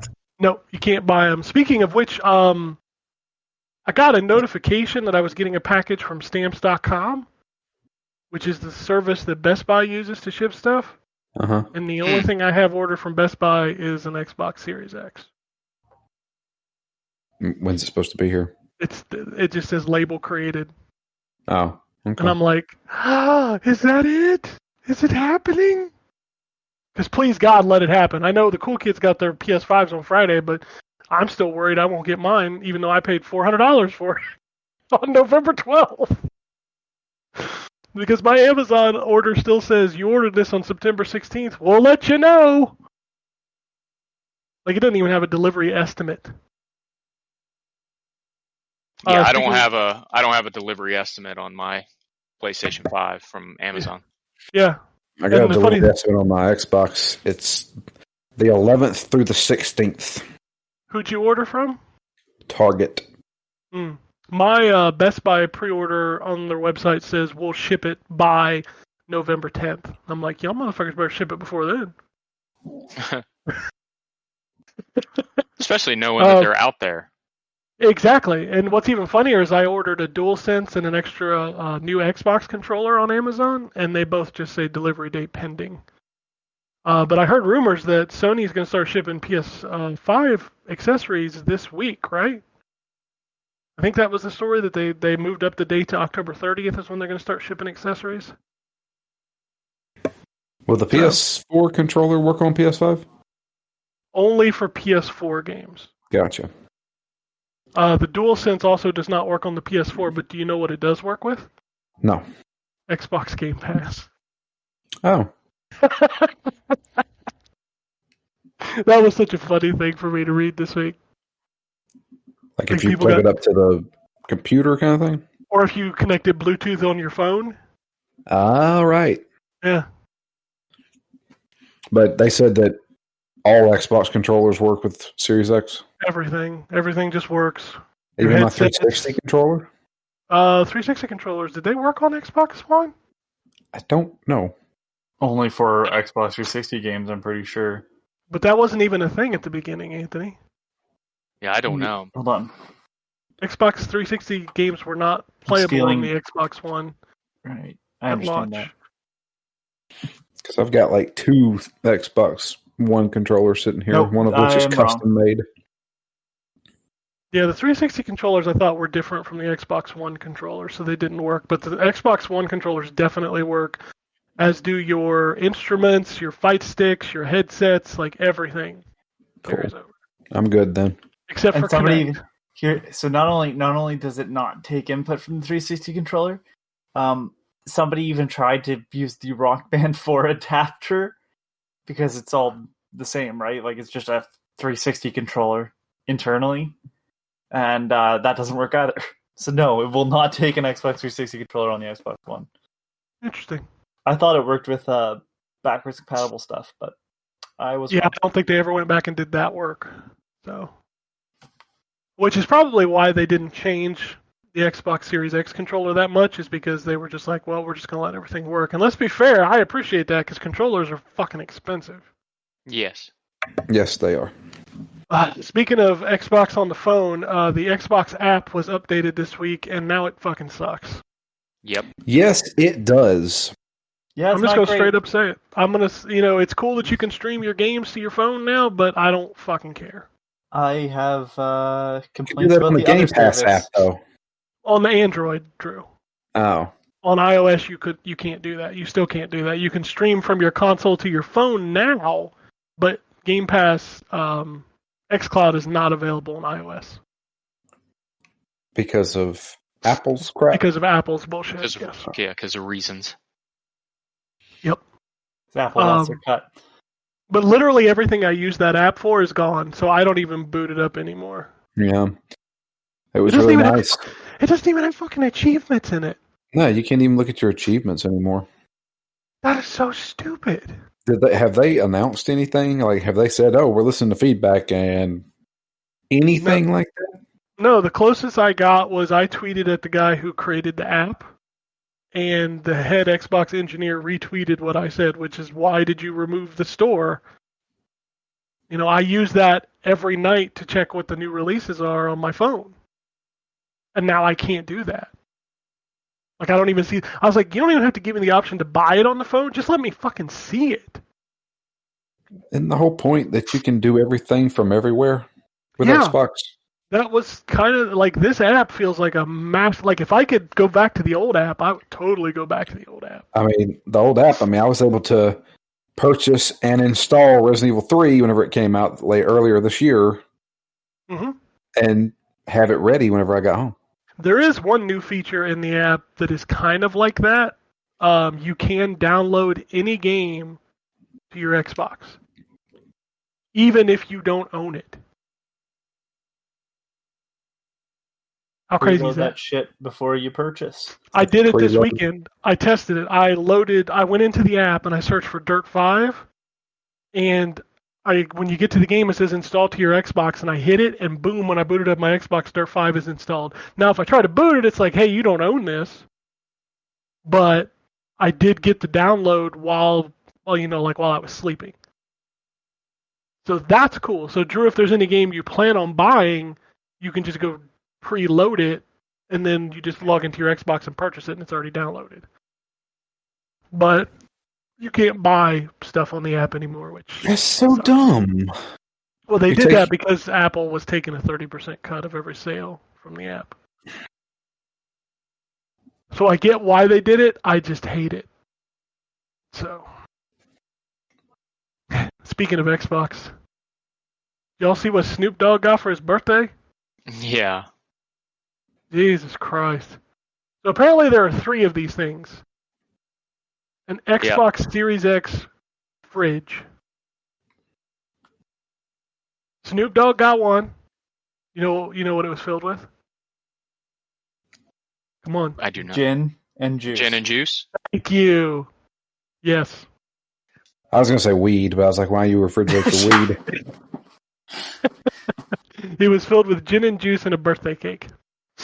Nice. The other one went to YouTuber iJustine.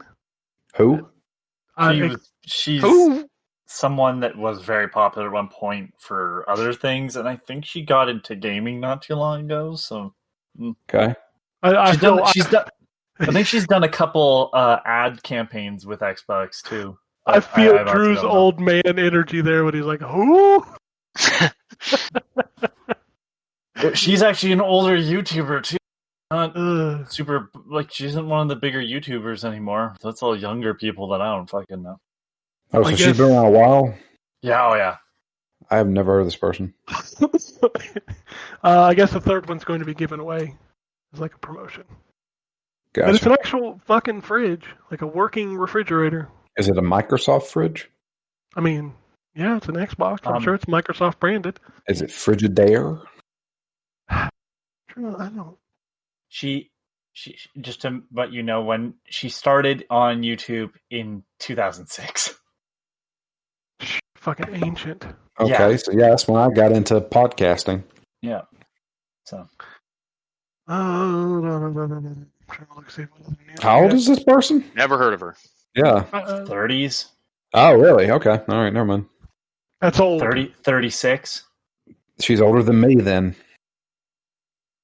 A bunch of games have been getting patched. You may have noticed if you have an Xbox or a PlayStation.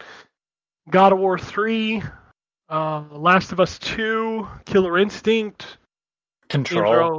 Control's patch was 40 gigs because fuck 505 just wants everybody to say fuck you when it comes to Yeah. Wait, God of War 3? the remaster. Oh, gotcha. So a lot of games are Need getting to- updated. I still need to boot up Ghost of Tsushima post patch. I have not even booted it up yet. I can't. I don't have a PlayStation. Oh yeah, well, that was your fault. No, that was my being smart and getting rid of it before it's not worth anything. Oh, yeah. I was about to say my Series X is, when I get rid of it, is, or not Series X, but Xbox One X is going to be worth $50 tops. Yeah, GameStop gonna drop the prices of the trade-in values of those consoles.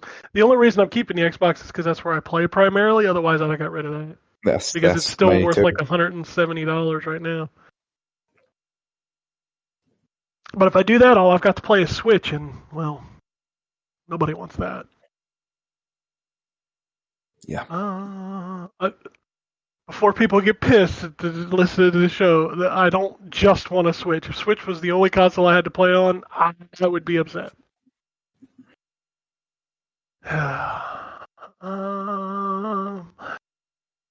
I think might be it. Okay, so they changed the store, PlayStation Store. I still don't have it. So I went to the website on Friday, and I still have the old one. Okay, so I have the new one. Check it again right now. This is awful. This is an awful design. Is it people PS3 awful? No, it's a new type of awful. Oh, Oh, good. I finally got it. Well, you can't buy PS3 games on it anymore, so there is Yeah, that. that too. But like, What? It didn't even load. Like I hit the page and it's just a white screen. There's nothing there. yeah. So I Something now went have, wrong. you have to scroll down so far to like. So the old way it would have like everything on the left hand side, right? And then it would have your sort of scrolling through like the big deals and everything. And Oh, there then it goes. your games would always be on the right hand side. So you had access to previous menus. I have latest collections, deals, and subscriptions. And if I scroll down to the bottom, then it's like PS4 games, all deals, add-ons, free to play, VR, PS Plus, PS Now. Oh, this is bad. Yeah, it's. This is the why is every icon super fucking big? What happens when I click on a game? I'm gonna click on Galicide. Holy shit! It's still loading. Still loading. Just a spin. Oh, there it goes. A lot of white, a lot of just negative space. Oh my god, look at there's not even a screenshot of the game when you go into the game. It's just like big fucking chunks of text. Yep. Oh, this is bad. It's one of the worst. So Watchdogs Legion Standard Edition. Where's the screenshots for this game? I want to see screenshots for Galicide. Where are they at? So I'm looking at it, and yeah, there's no screenshots.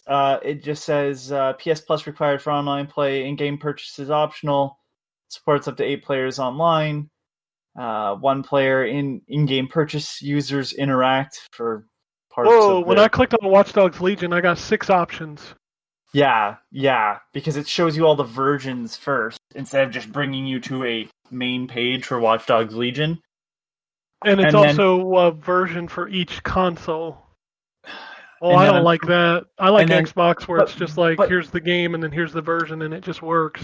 But say you don't know anything about the game. There's no screenshots, and then you have to scroll to the bottom of the page to get a lackluster build a resistance from virtually anyone you see as you hack, infiltrate, and fight. Like, why is that at the bottom of the page?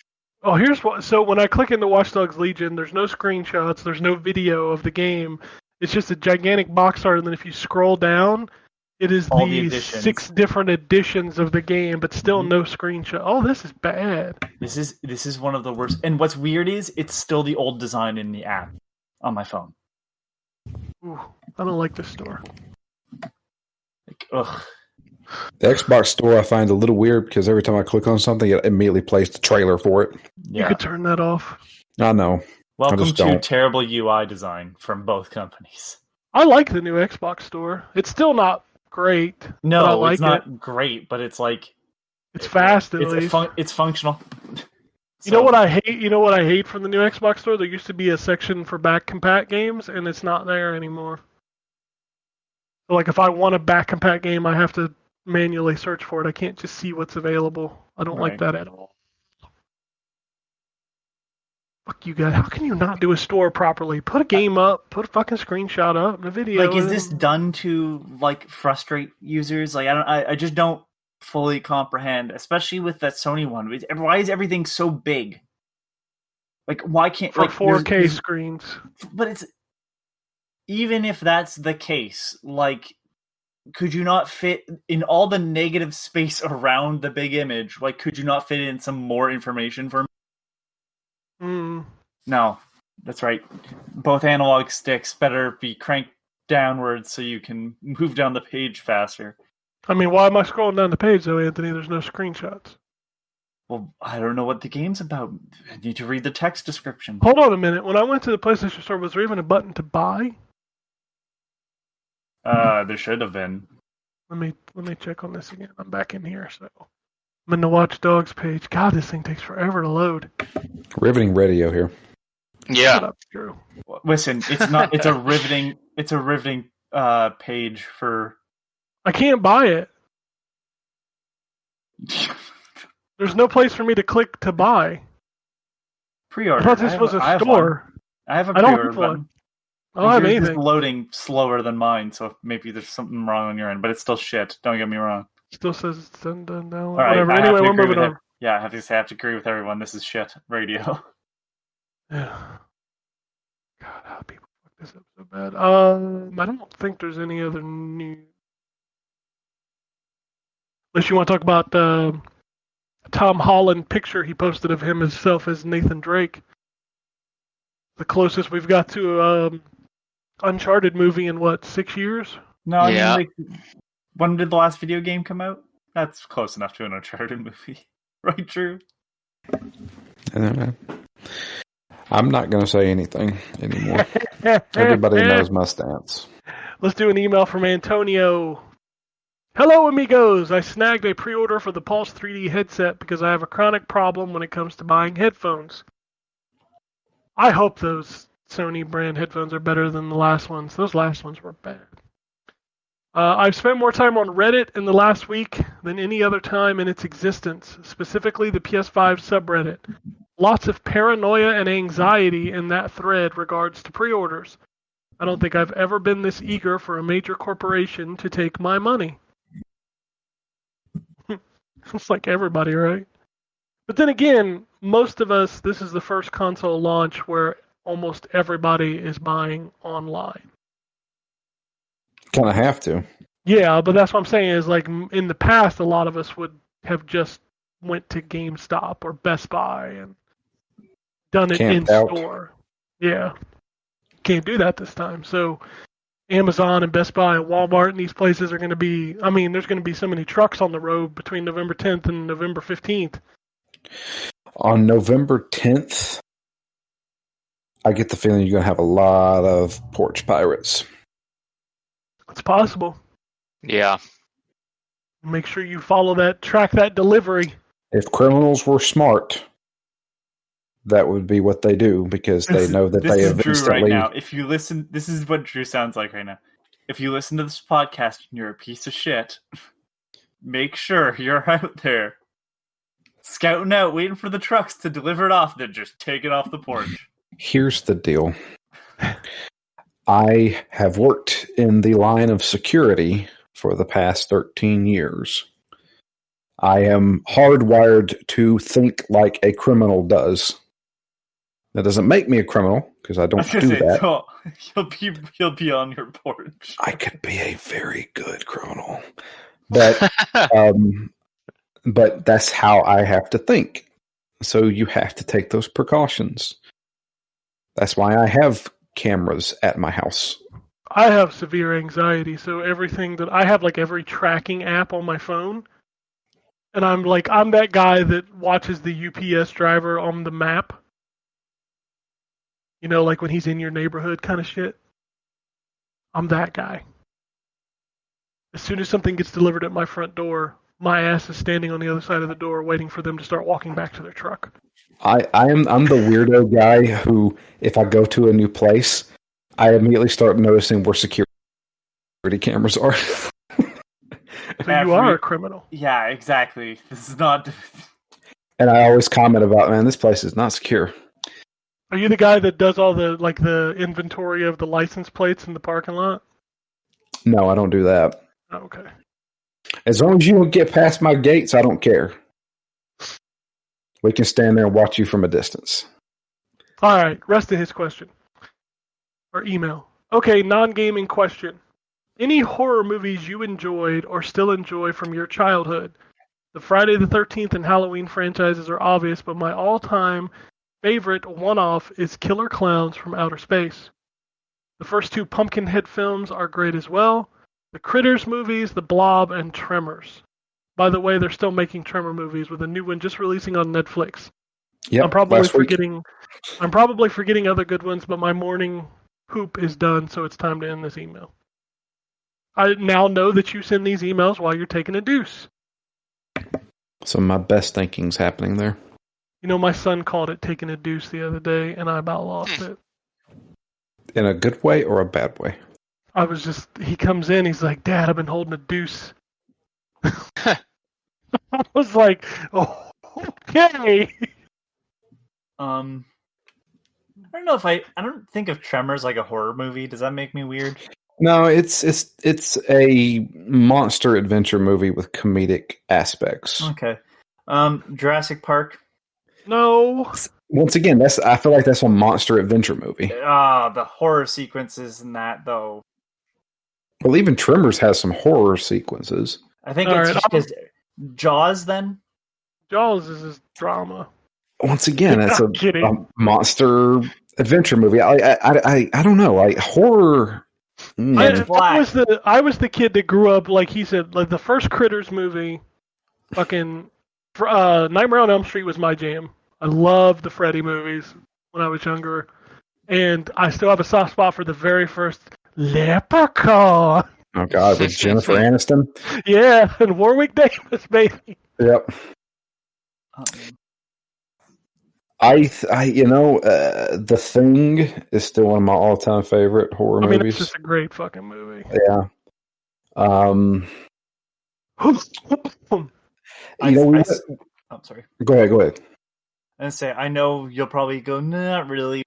I think Pitch Black is a really good horror movie. Pitch Black's a good movie. The Anthony's rest of them weird are horror movies. The rest of them are bad. slasher flicks to me just aren't horror. Like, I don't think of Chucky. Well, I guess Child's Play is more horror, but like all the other Chucky movies aren't really horror. They're slasher flicks. Like they're camp. Like, I don't find them scary. Event Horizon. I've That's never a good seen one. it. What? Whoa! I back up. know. Anthony, go watch that movie. That movie is so fucking good. Oh man, let's see here. So you guys are missing the most important one, and that's Troll 2. Oh, don't go on the Troll movie. The fucking Troll 2. Dude, no. Somebody dies by being buried in popcorn. I can't. The Troll movies are like, you remember the House movies? Yeah. I'm not a horror movie person, so it's easy for me to make fun of stuff by saying stuff like Trolls. Oh, Troll. God, Trolls. Well, Trolls is a different story, and yes, that is a horror movie, but for a different reason. I wouldn't want to sit through either of those Trolls movies. There's like 70 Critters movies now, but I think I've only seen the first one. God, They called them Krites. They called them Krites. I just remember, I think it's Critters 2, where they roll up into a big ball and roll over people, and like only a skeleton's left after they roll over you. I mean, they got them quills on their back. Yeah. And then, so it was weird because there was so many knockoffs of stuff back in the 80s. So you had Critters, then you had the Ghoulies. Ghoulies was the thing coming up out of the toilet. Yep. So my wife and I have been doing a little bit of a horror movie marathon kind of thing.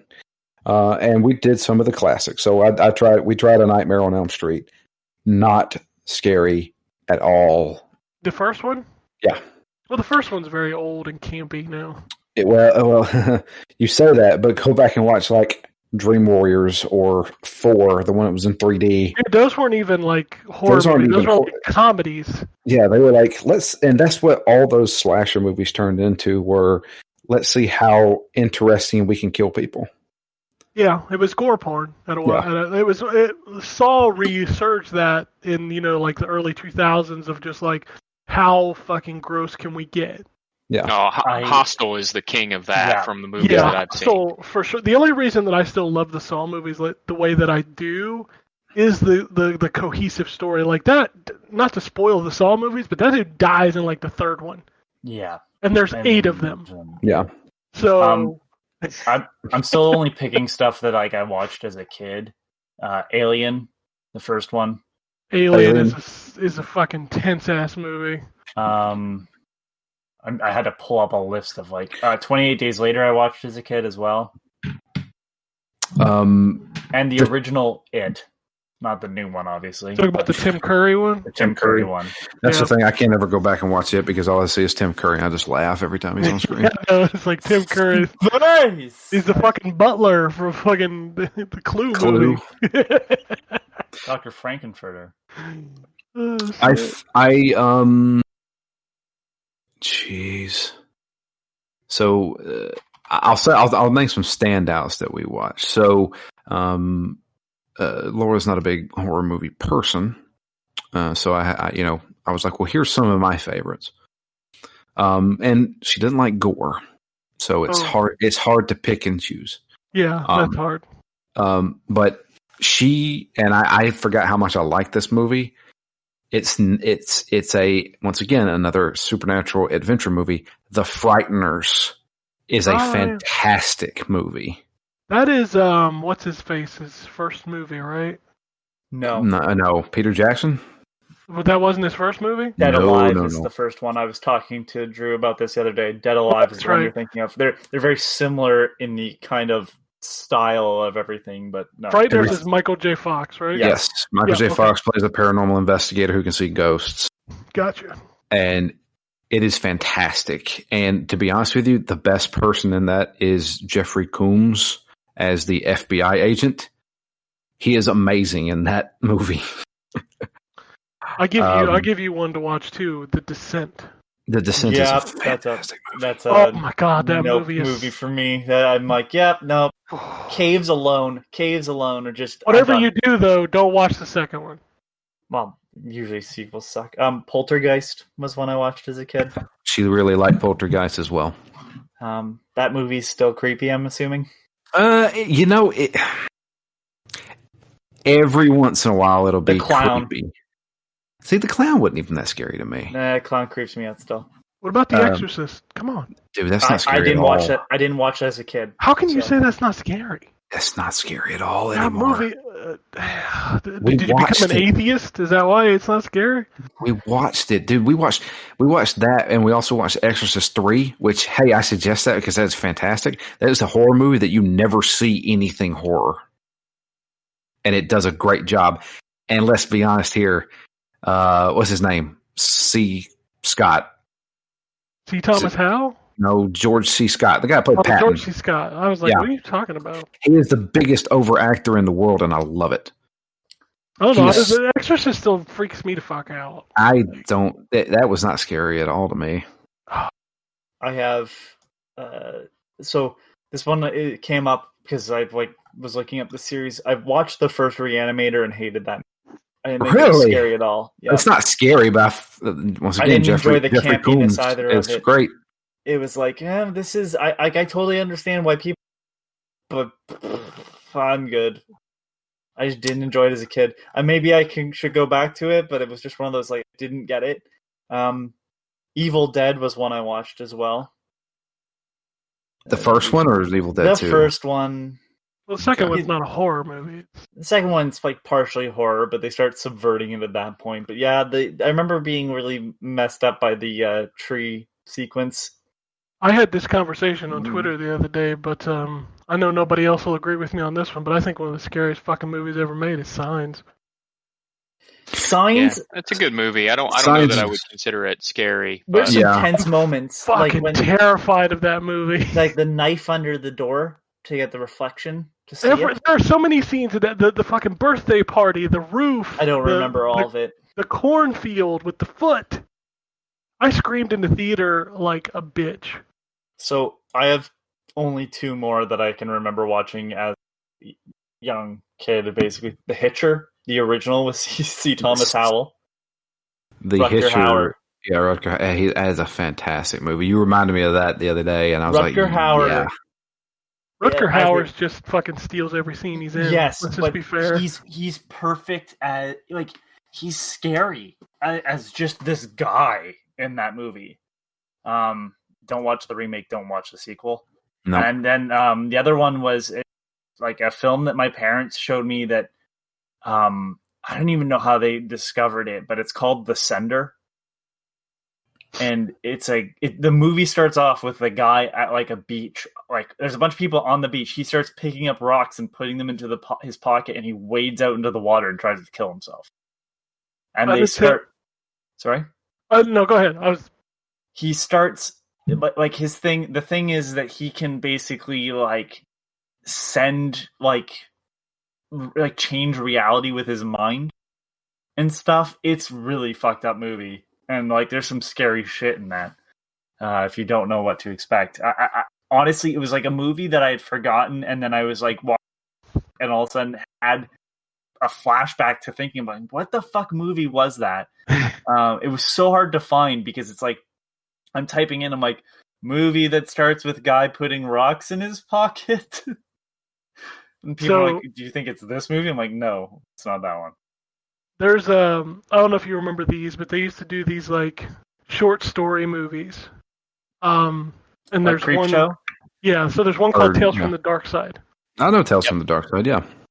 Watch that as an adult now, and realize how fucking dark those stories are. Like the one that sticks with me to this day is the gargoyle story. where It's been forever since I've seen that movie. It's Yeah. funny you're talking about that. A podcast I listened to recently was talking about like the anthology movies that were out during the 80s, and that they brought that up, and specifically the Gargoyle one.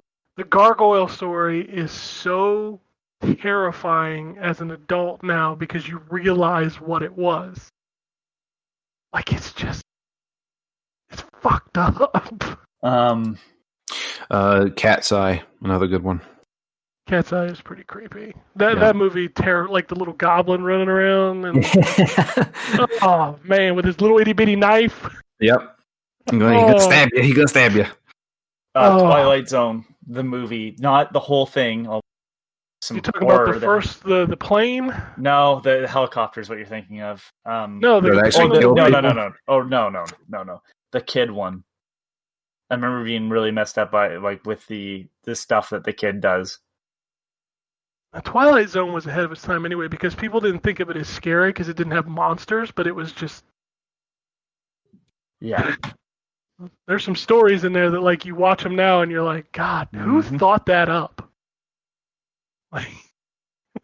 So, just to give you some suggestions, through our little marathon that we've been doing, Laura absolutely hated it, but I thought it was absolutely fantastic. Hereditary.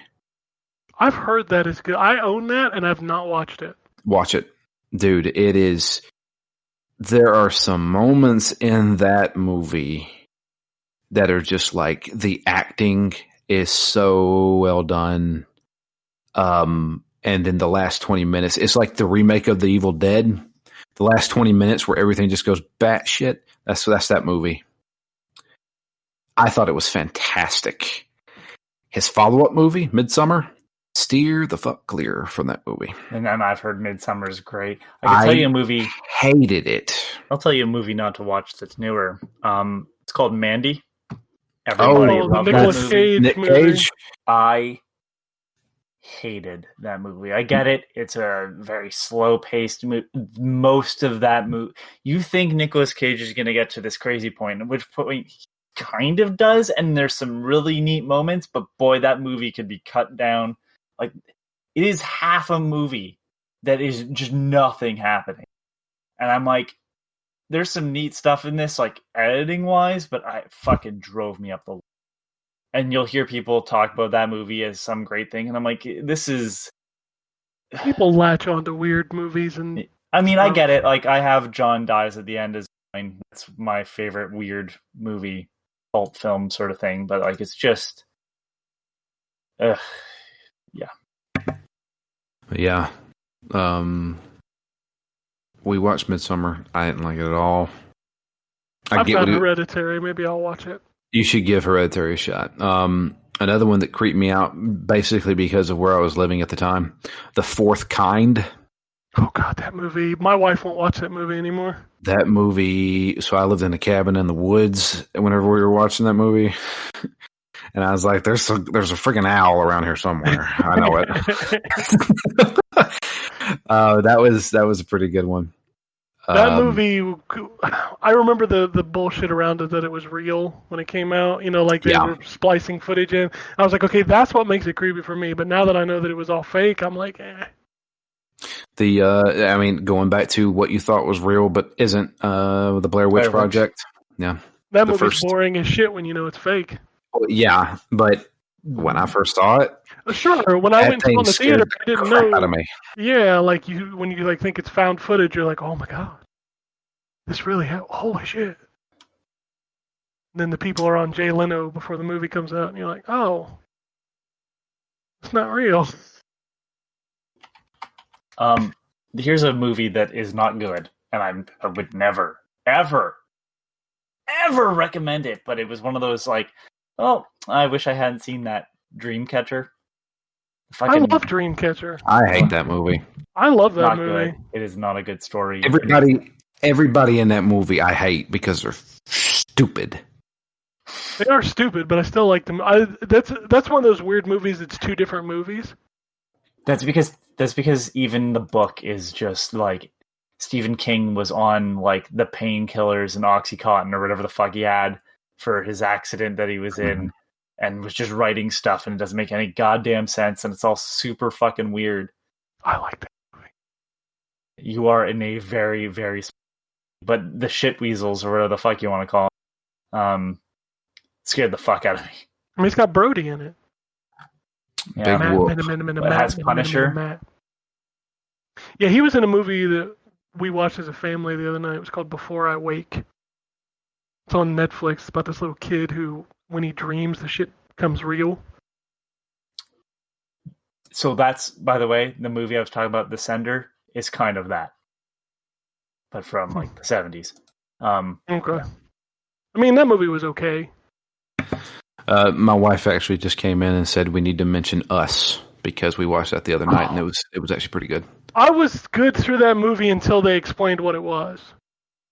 What do you mean? Until they explain what it was? At the end, when they explained how it happened. Like what these people actually were? Yeah. Yeah. Like, and then I got to that point, I was like, What? I mean, that's Us fucked up. is I think Get Out is scarier than that.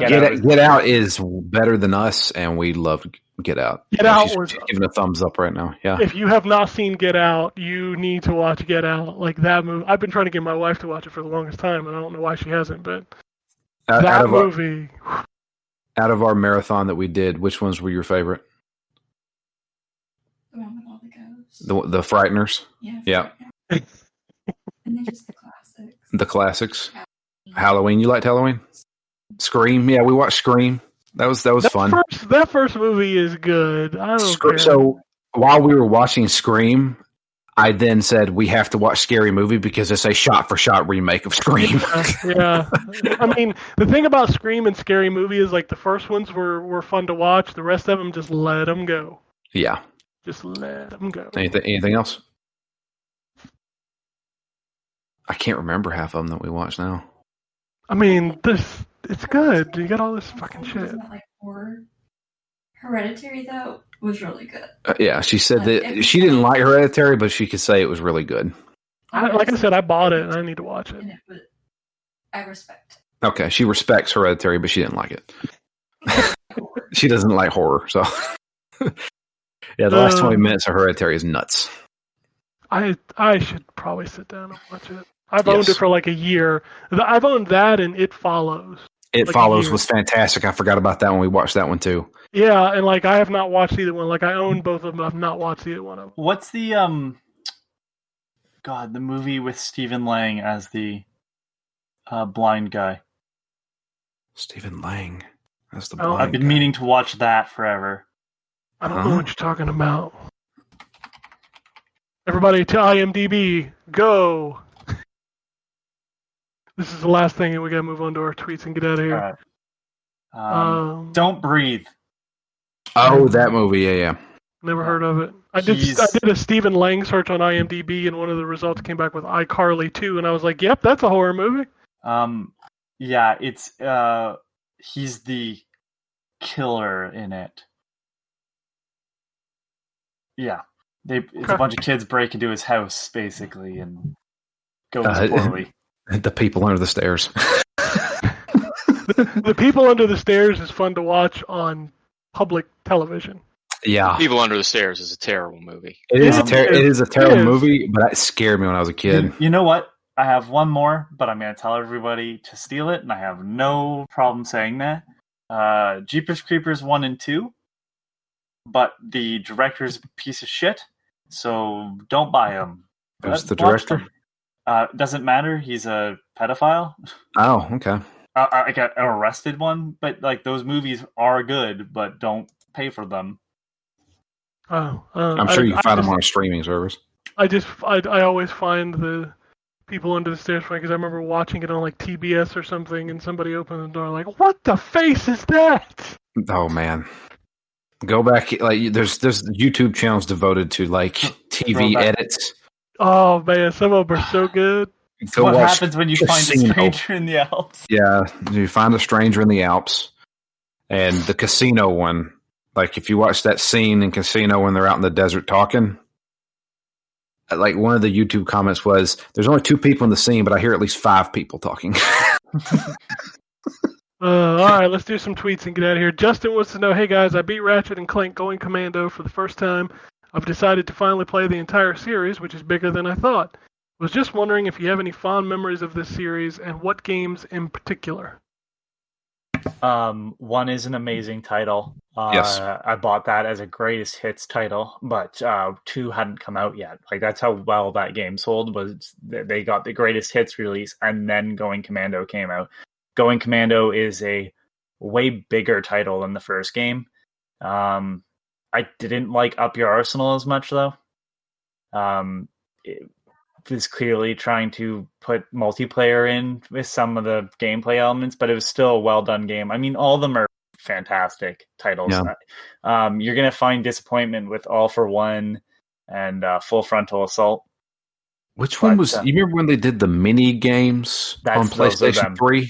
Those are them. Full Frontal Assault is the tower defense one. It plays more like a Ratchet and Clank game, and All for One is the multiplayer game. No. This was like Ratchet and Clank Future. Oh, so Future. There's oh god, do you want me to go down this? Tools of Destruction. That's the first full game on PS3. Then that was a solid one. Quest for Booty, which is the shorter game. Yep. A Crack in Time was bigger. And then they did Into the Nexus, which is a smaller title again. Right. I didn't remember those. The remake is fantastic. The remake is fantastic. Is that the new one on PS4? Yeah, the newest one. Yeah. Yep. That was I like that fantastic. The movie tie-in. Yeah. I think the new game is based off of the ending of Nexus, from my understanding. So, but all right, they're fantastic games. Play the PSP ones as well, Secret Agent Clank and Size Matters, however you can. They're really good titles as well. One more question. What was your first horror game? Mine was Friday the 13th on the NES. Was about 7 and bought it at a flea market. I loved how terrifying it was. Never could beat it. Nobody can. Does Another World / Out of This World count? I mean, I guess if it scared you. Yeah, but then James Pond counts. That's James fair. Pond. When I was a kid, I used to get scared by the sound that played at the beginning of Yar Kung Fu on Commodore 64. So I feel you. Echo the Dolphin also creeped me out. When you get down into the deep water, I got scared. That music started playing? With the sharks? Fuck that. Yeah, well, then the aliens. Yeah, no. I would say Splatterhouse. I mean, mine was Friday the 13th, and every time Jason would show up when you would turn the corner, would scare the absolute piss out of me. Because he would play that note. Dun, dun, dun, dun, dun. Fuck that. Yeah, I think for me it was probably Uninvited. Oh, I remember that. I think the one that still sticks to me, and I don't think it was actually supposed to be a scary game, Heart of Darkness. Oh, yeah, that game. The CS1 game? The way the kid dies in all these horrible freaking ways. Well, that's why I'm saying, like, the game he did before that, Out of This World / Another World, it's got 2 names, but like that game creeped me out on Super Nintendo. You start it up, and if you don't move right away, you die instantly. It scared the shit out of me. And then you get up, and then there's a monster in the background, and it runs off and kills you later. Yeah, that game was terrifying. You move too close to the leech, you're dead. And the way that they did the polygonal character models, the rotoscope effect, it was creepy. It was like more realistic in some way because, I mean, they moved like people. The like 2 games that I can think of that are more true horror come on like the N64. Shadow Man was a big one for me. And Shadow Gate 64 has like a ton of horror elements to it. When I was a kid, when you died in Zelda and Ganon showed up in that shadowy thing and it went That's Zelda 2, yeah. Yeah, that used to scare me. I still think Fatal Frame, the first one. Crimson Butterfly was 10 times scarier though. I don't know, the fucking Fatal Frame had me seeing shit that wasn't there. Like, I was terrified of the first Fatal Frame game. The woman who constantly falls out of nowhere, like the hanging lady or whatever. Yeah, that's fucked up. Every once in a while, she just fall out of the sky and then start chasing you. Woo, man. Fuck that game. Oh, There's a puzzle in Shadowgate 64 that requires you to get a specific like mandolin or something. And if you put it, you have to do this like all very quickly. And if you don't do it, this gigantic man runs out of the room, kills you, and it's a game over. And I remember that scaring the shit out of me. Yeah, the original NES Shadowgate was scary to me when I was a kid too. Okay, good. Then I don't feel crazy for mentioning Shadowgate 64. Like it is, there's some terrifying like deaths that you get. Black Mirror, not the remake and not related to the show, but Black Mirror, the PC adventure game, also like just you would have these. Not only do they show you these dead bodies up close, and then their eyes flick open, and then your character wakes up from a nightmare. There's just ways to die in that game, and there's some quick moments where you have to act quickly, and like it's super tense and everything. And that game scared the shit out of me to the point where I'm just like, I'm done playing this. I did finish it eventually. I finished the whole trilogy. Actually, I finished the whole quadrilogy if you want to count in the awful remake. But yeah, that game creeped me the fuck out and scared me a little bit. all right. Yeah, I genuinely believe that in addition to being the first one that I played, I genuinely believe that Uninvited is the scariest game from that generation. That game is terrifying. You can replay that game. They had it on a collection on Xbox One. It's on. I don't Steam know that as I well. want to replay that game. It's funny you sent that because like the Mac Venture series is something I've been thinking about getting into. And there's actually a new game called World of Horror that's inspired by Junji Ito, who's like the horror guy from Japan. Yeah, that guy. And yeah, so I've been meaning to also give that a shot. Junji Ito is a definite read if you can stomach some creepy, gross stuff. Yeah. He's the only person only time I've ever almost vomited at a drink. All right. Is it the Grease one? No, that's a close one. No, it was a snail, people. Oh, I know what you're talking about. Yep. The last tweet is the perfect end to this show. You all suck. The end. David says, I'm now 0 for 2 at Burger King and 0 for 2 at Taco Bell. I'm starting to think the odds are against me. Dude, you've only tried twice at both places. And Come on, you're not trying hard enough to destroy your body. You Now need to get somebody some sorry. adult onset diabetes first. No. Then you get the PlayStation. See, I get me and my wife a Mountain Dew when I go to Taco Bell. Gives me 2 chances. I'd say someone should play taps for your colon because you're gonna shit a lot, but then I'm sure you could just fart it out yourself. So the Burger King thing, I actually went and got my son last week after the show 2 chicken fries, which is the 2 for $5. I thought there would be like a code or something in the bag. I didn't get nothing. So I haven't even tried the Burger King one yet because I refuse to eat their burgers. I refuse to eat anything from there. Their chicken fries are pretty good.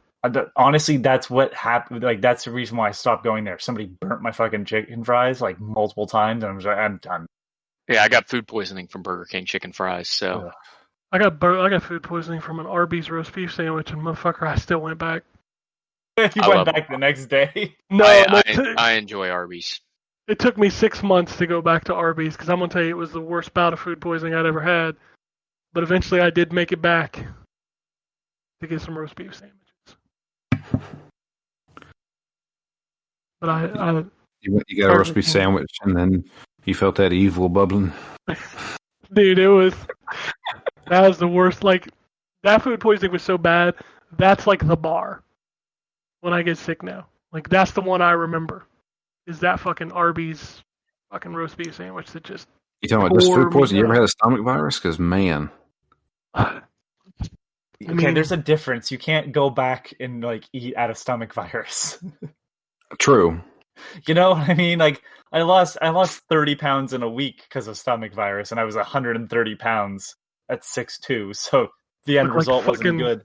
Look like fucking Christian Bale from the Mocking Yeah. Machinist.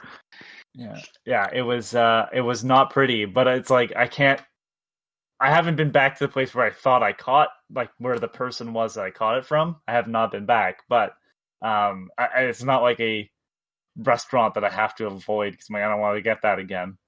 I'll tell you the restaurant that makes my family sick. Like all three of us get sick regularly, and it's awful because their food is so good. Chick-fil-A. Really? That makes you Yeah. sick? Yeah, It's like just made with holy water, and you're a bunch of heathens. no, it's like the last. Like I got my son some chicken nuggets there recently, and he got sick. He was the only one that ate there. But the last time all three of us went there and ate, we all three got sick. The salt on their fries is made from Jesus' tears. Jesus Christ. Got the salt of the earth right there. You know what? I love my bigot chicken. Okay, it just makes me sick. I'll tell you, the place is new around here, but I've ate there 3 times, and each time I've gotten sick, and it was Culver's. Culver's I can't is good. stand Culver's. I think Culver's is so gross. Really, Culver's I like made me Culver's. sick. So that's the thing. I liked the food, but man, afterwards, I was just like, I don't know if I can eat here anymore. I mean, they call them butter burgers. That just makes them taste better, right? Because they call them It's butter burgers. I know. You should call them butt burgers. That's what I'm going to be doing. Mhm. What fast food restaurant isn't that? I mean, yeah. Truthfully, it's all garbage. It just is. Like, if you eat at these places, you're gonna get sick. But how am I gonna play McDonald's Monopoly? You can't. Not in America. No, I don't give a shit about America. America doesn't give That's a shit good. about anybody They don't else. give a I'm gonna shit play about Monopoly. you. Nobody in America ever won McDonald's Monopoly. Probably nobody in Canada actually won it either. You probably just didn't catch them. We caught him, put him in a documentary. I only go to McDonald's because it's on the parking lot of like my work. I can't eat McDonald's anymore. I used to be able to eat that shit, and I don't know if it's because I've gotten older or because the food's gotten worse. But anytime I eat there, I get sick. Column A, column B. Yeah, I can't. Like I can eat pretty much any. I could eat a Whopper if I had to, but McDonald's, I can't. I can't do it anymore. I haven't Could ate at eat a McDonald's in Whopper if probably I had to. 10 Yeah. years. Yeah, I eat there every now and then. It doesn't really bother me. I don't know what it is, but like every time which sucks because I live in a small town and the only fast food burger joint in here is McDonald's. So it's either get McDonald's or drive 20 minutes to get fast food. Yeah. I don't know. I drive 20 minutes a lot. I'll just put that out there. I'll tell you, there's a couple of places. I'll eat pretty much anything, but if you give me the choice, I'm not going to eat at Zaxby's. I don't know what that is. Yeah, we don't have don't have Zaxby's? Zaxby's around Well, here. must be a I've Georgia eaten thing. it on vacations and stuff on my way through your part of the world, but we don't have them here. Yeah, Zaxby's. You can keep it. I That's the don't. one place I will avoid. We can't keep it because we don't have it. Yeah, we don't have it, so we can't. Consider yourself lucky. There's not many fast food places I just flat out won't eat, but McDonald's has become one of them. Unless, everybody's going there. Like, if we were going out somewhere and everybody just stopped there, I would get a burger, but I See, can't. that's the thing, is that, like, I could go pick up something for me and then pick up something for my wife, but I don't feel like doing that. Dude, so I do I that just- all the time. I just go where she goes. My son only eats like 2 places. McDonald's wife and doesn't what? Papa John's. And Papa John's. There you go. My wife doesn't eat anything that he and I eat. So it's like 9 times out of 10, if I go out to get food, I'm going 3 places. See, I hate doing that. Oh, I do too. I absolutely despise it. But, I'm just like, The sacrifices we make for our families. yeah, like I could sacrifice and eat the garbage that he's eating, but I'm like, dude, like I like Papa John's every now and then, but it is like at the bottom tier of my fast food pizza. Yeah. So you'll get a whole pizza or just like a I'll just share Personal with pan. him. Like, we just get a cheese pizza. Okay. They don't have personal pans at fucking I don't know. I haven't been to Papa John's in forever. No. Good for just you. get like a cheese pizza and everybody will eat that. If we all eat at Papa John's, or we'll get like 2 pizzas and then, get one of them half some shit or something. I don't know. Yeah. But most of the time I won't eat. Like, literally, Papa John's is my bottom tier fast food pizza. Like, it is the last one I would pick. Over Domino's? No, Domino's Oh, is way God. above. Oh God, Domino's is terrible. I'd No. rather eat Papa John's Ugh. way before No. Domino's. The thing about Domino's is you have to get the right pizza. You have to get the crunchy thin. Like, their regular pizza, you're right, is bad. You know what kind of pizza I get at Domino's? The crunchy No nothing. pizza. The crunchy nothing. Disgusting. Like, I do eat some Domino's every once in a while. It's I like the crunchy thin Domino's. I don't like their regular pizza. Do you guys have Pizza Hut up there? Oh yeah, Okay. yeah. Pizza Hut I have is Pizza near the up top. here. Donato's is my favorite of the national chain pizza places. I've never heard of that. Donato's is fucking fantastic pizza. Yeah. Never heard of it. Um, Maybe it's not national. I thought it was. this But is for Canadians only, but Pizza is the worst fucking pizza. Holy is that like Little Caesars? I wonder, because that's their Um, slogan. Well, so in Canada, that is not their slogan because the company already existed here in Canada Oh, called Pizza, and Little Caesars moved in, and they're like, you can't use that as your slogan. It's our fucking restaurant name. Like that's dude, so- Little Caesars uses like fucking spaghetti sauce. Dude, Yeah, Little Caesars. is Little Caesars. garbage. Little Caesars is only good because I all of a sudden want pizza and it's $5 and it's ready. It's hot and ready. That's the Yeah, only that's reason I it. eat it is because it's $5. Yeah, yeah, and it's ready. I would never go there otherwise. But Pizza, I'd argue that their panzerottis, great. Their pizza is cardboard and like tomato sauce. It's awful. Yeah, it's as far as chains go, Papa John's at the bottom, and Yeah, I unfortunately, agree. Ryan, for me, Pizza Hut's like one step above Papa John's. See, I do like the pan pizza at Pizza Hut. Now, pan is good, but their regular pizza, But yeah, you don't. Do they get make regular at pizza? Hut. yeah, pan. they do. Yeah, they Yeah. do. They have a all. traditional. I'm And pretty in sure it's fact, all in pan fact, based. Pizza Hut knows that their pan is good because they charge you an extra $1 to get it pan. Mm-hmm. Yeah, Really? the thing is, we're blessed with some really good local chains in this Yes, we area, are. Yes, we are. like Casano's and La Rosa's Oh. and Marion's. I like A&G Uh, pizza too. A&G's yep. really good. Yeah, so we've got a lot of really good local chains around here that. We are don't have to mostly eat all the better. garbage. Yeah, If we want a good pizza, I mean, we have to pay. Let's be fair, Ryan. We have to pay for it. yeah, it's true. Like Casano's and Donato's, you're talking $15 for a large Yeah, they're pizza. expensive pizzas. So So I'm looking at Pizza Hut right now because I'm pretty sure in Canada all of them are pan. no, There's just no regular. we have 3 different kinds of crust on our Pizza Hut here.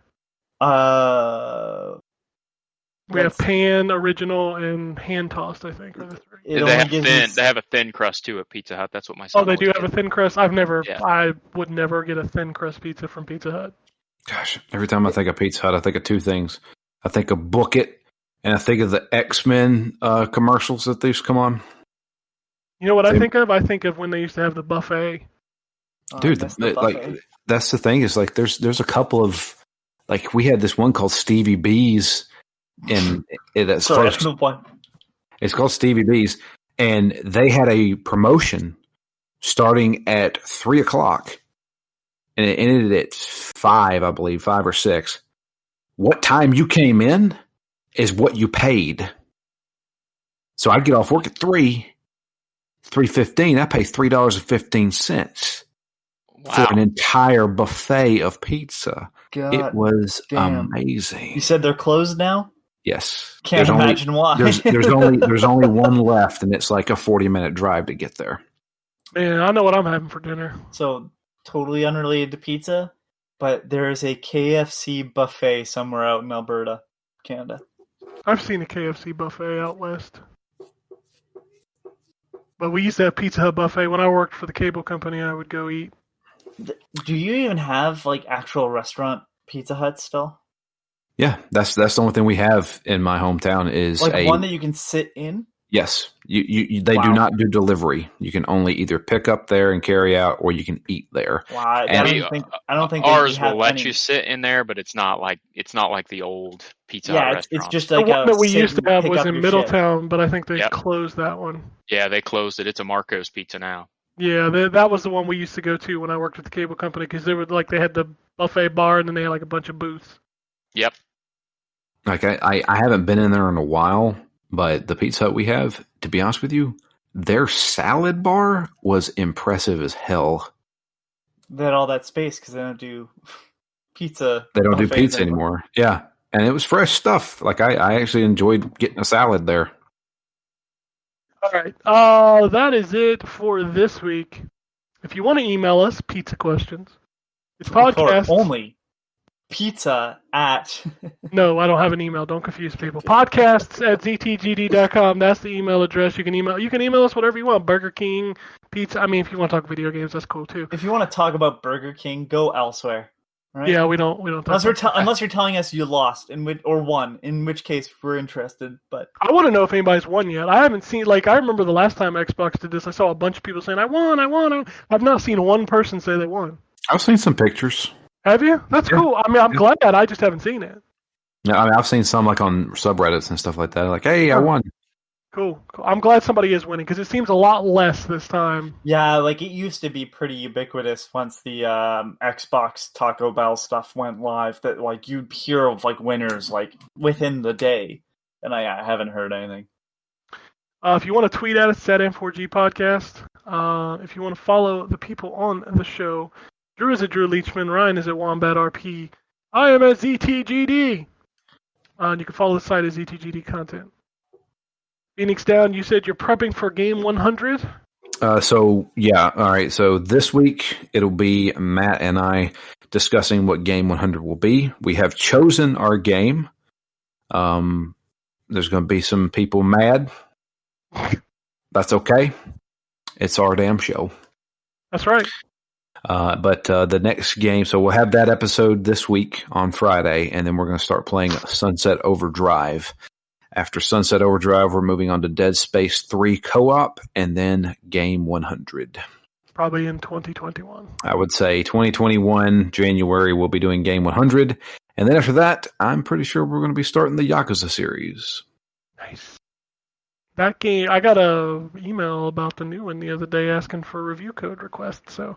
Ooh, like a dragon. Exciting time. Like, it's coming soon. Like, next gen is only 2 weeks away.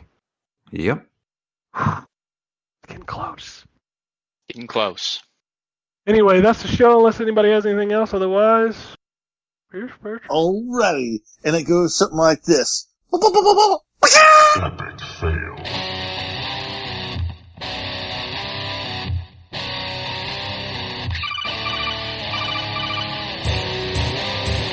Welcome to the N4G podcast.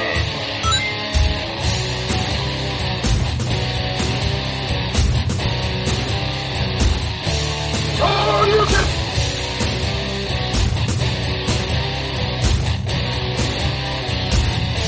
It's me, Mario. Zero tolerance. This is going to be a very interesting episode.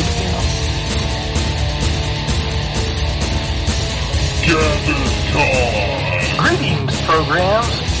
I got lost trying to find my way to the secret underground N4G Radio lair. The Wombat. I always live being angry. Killer Wolverine.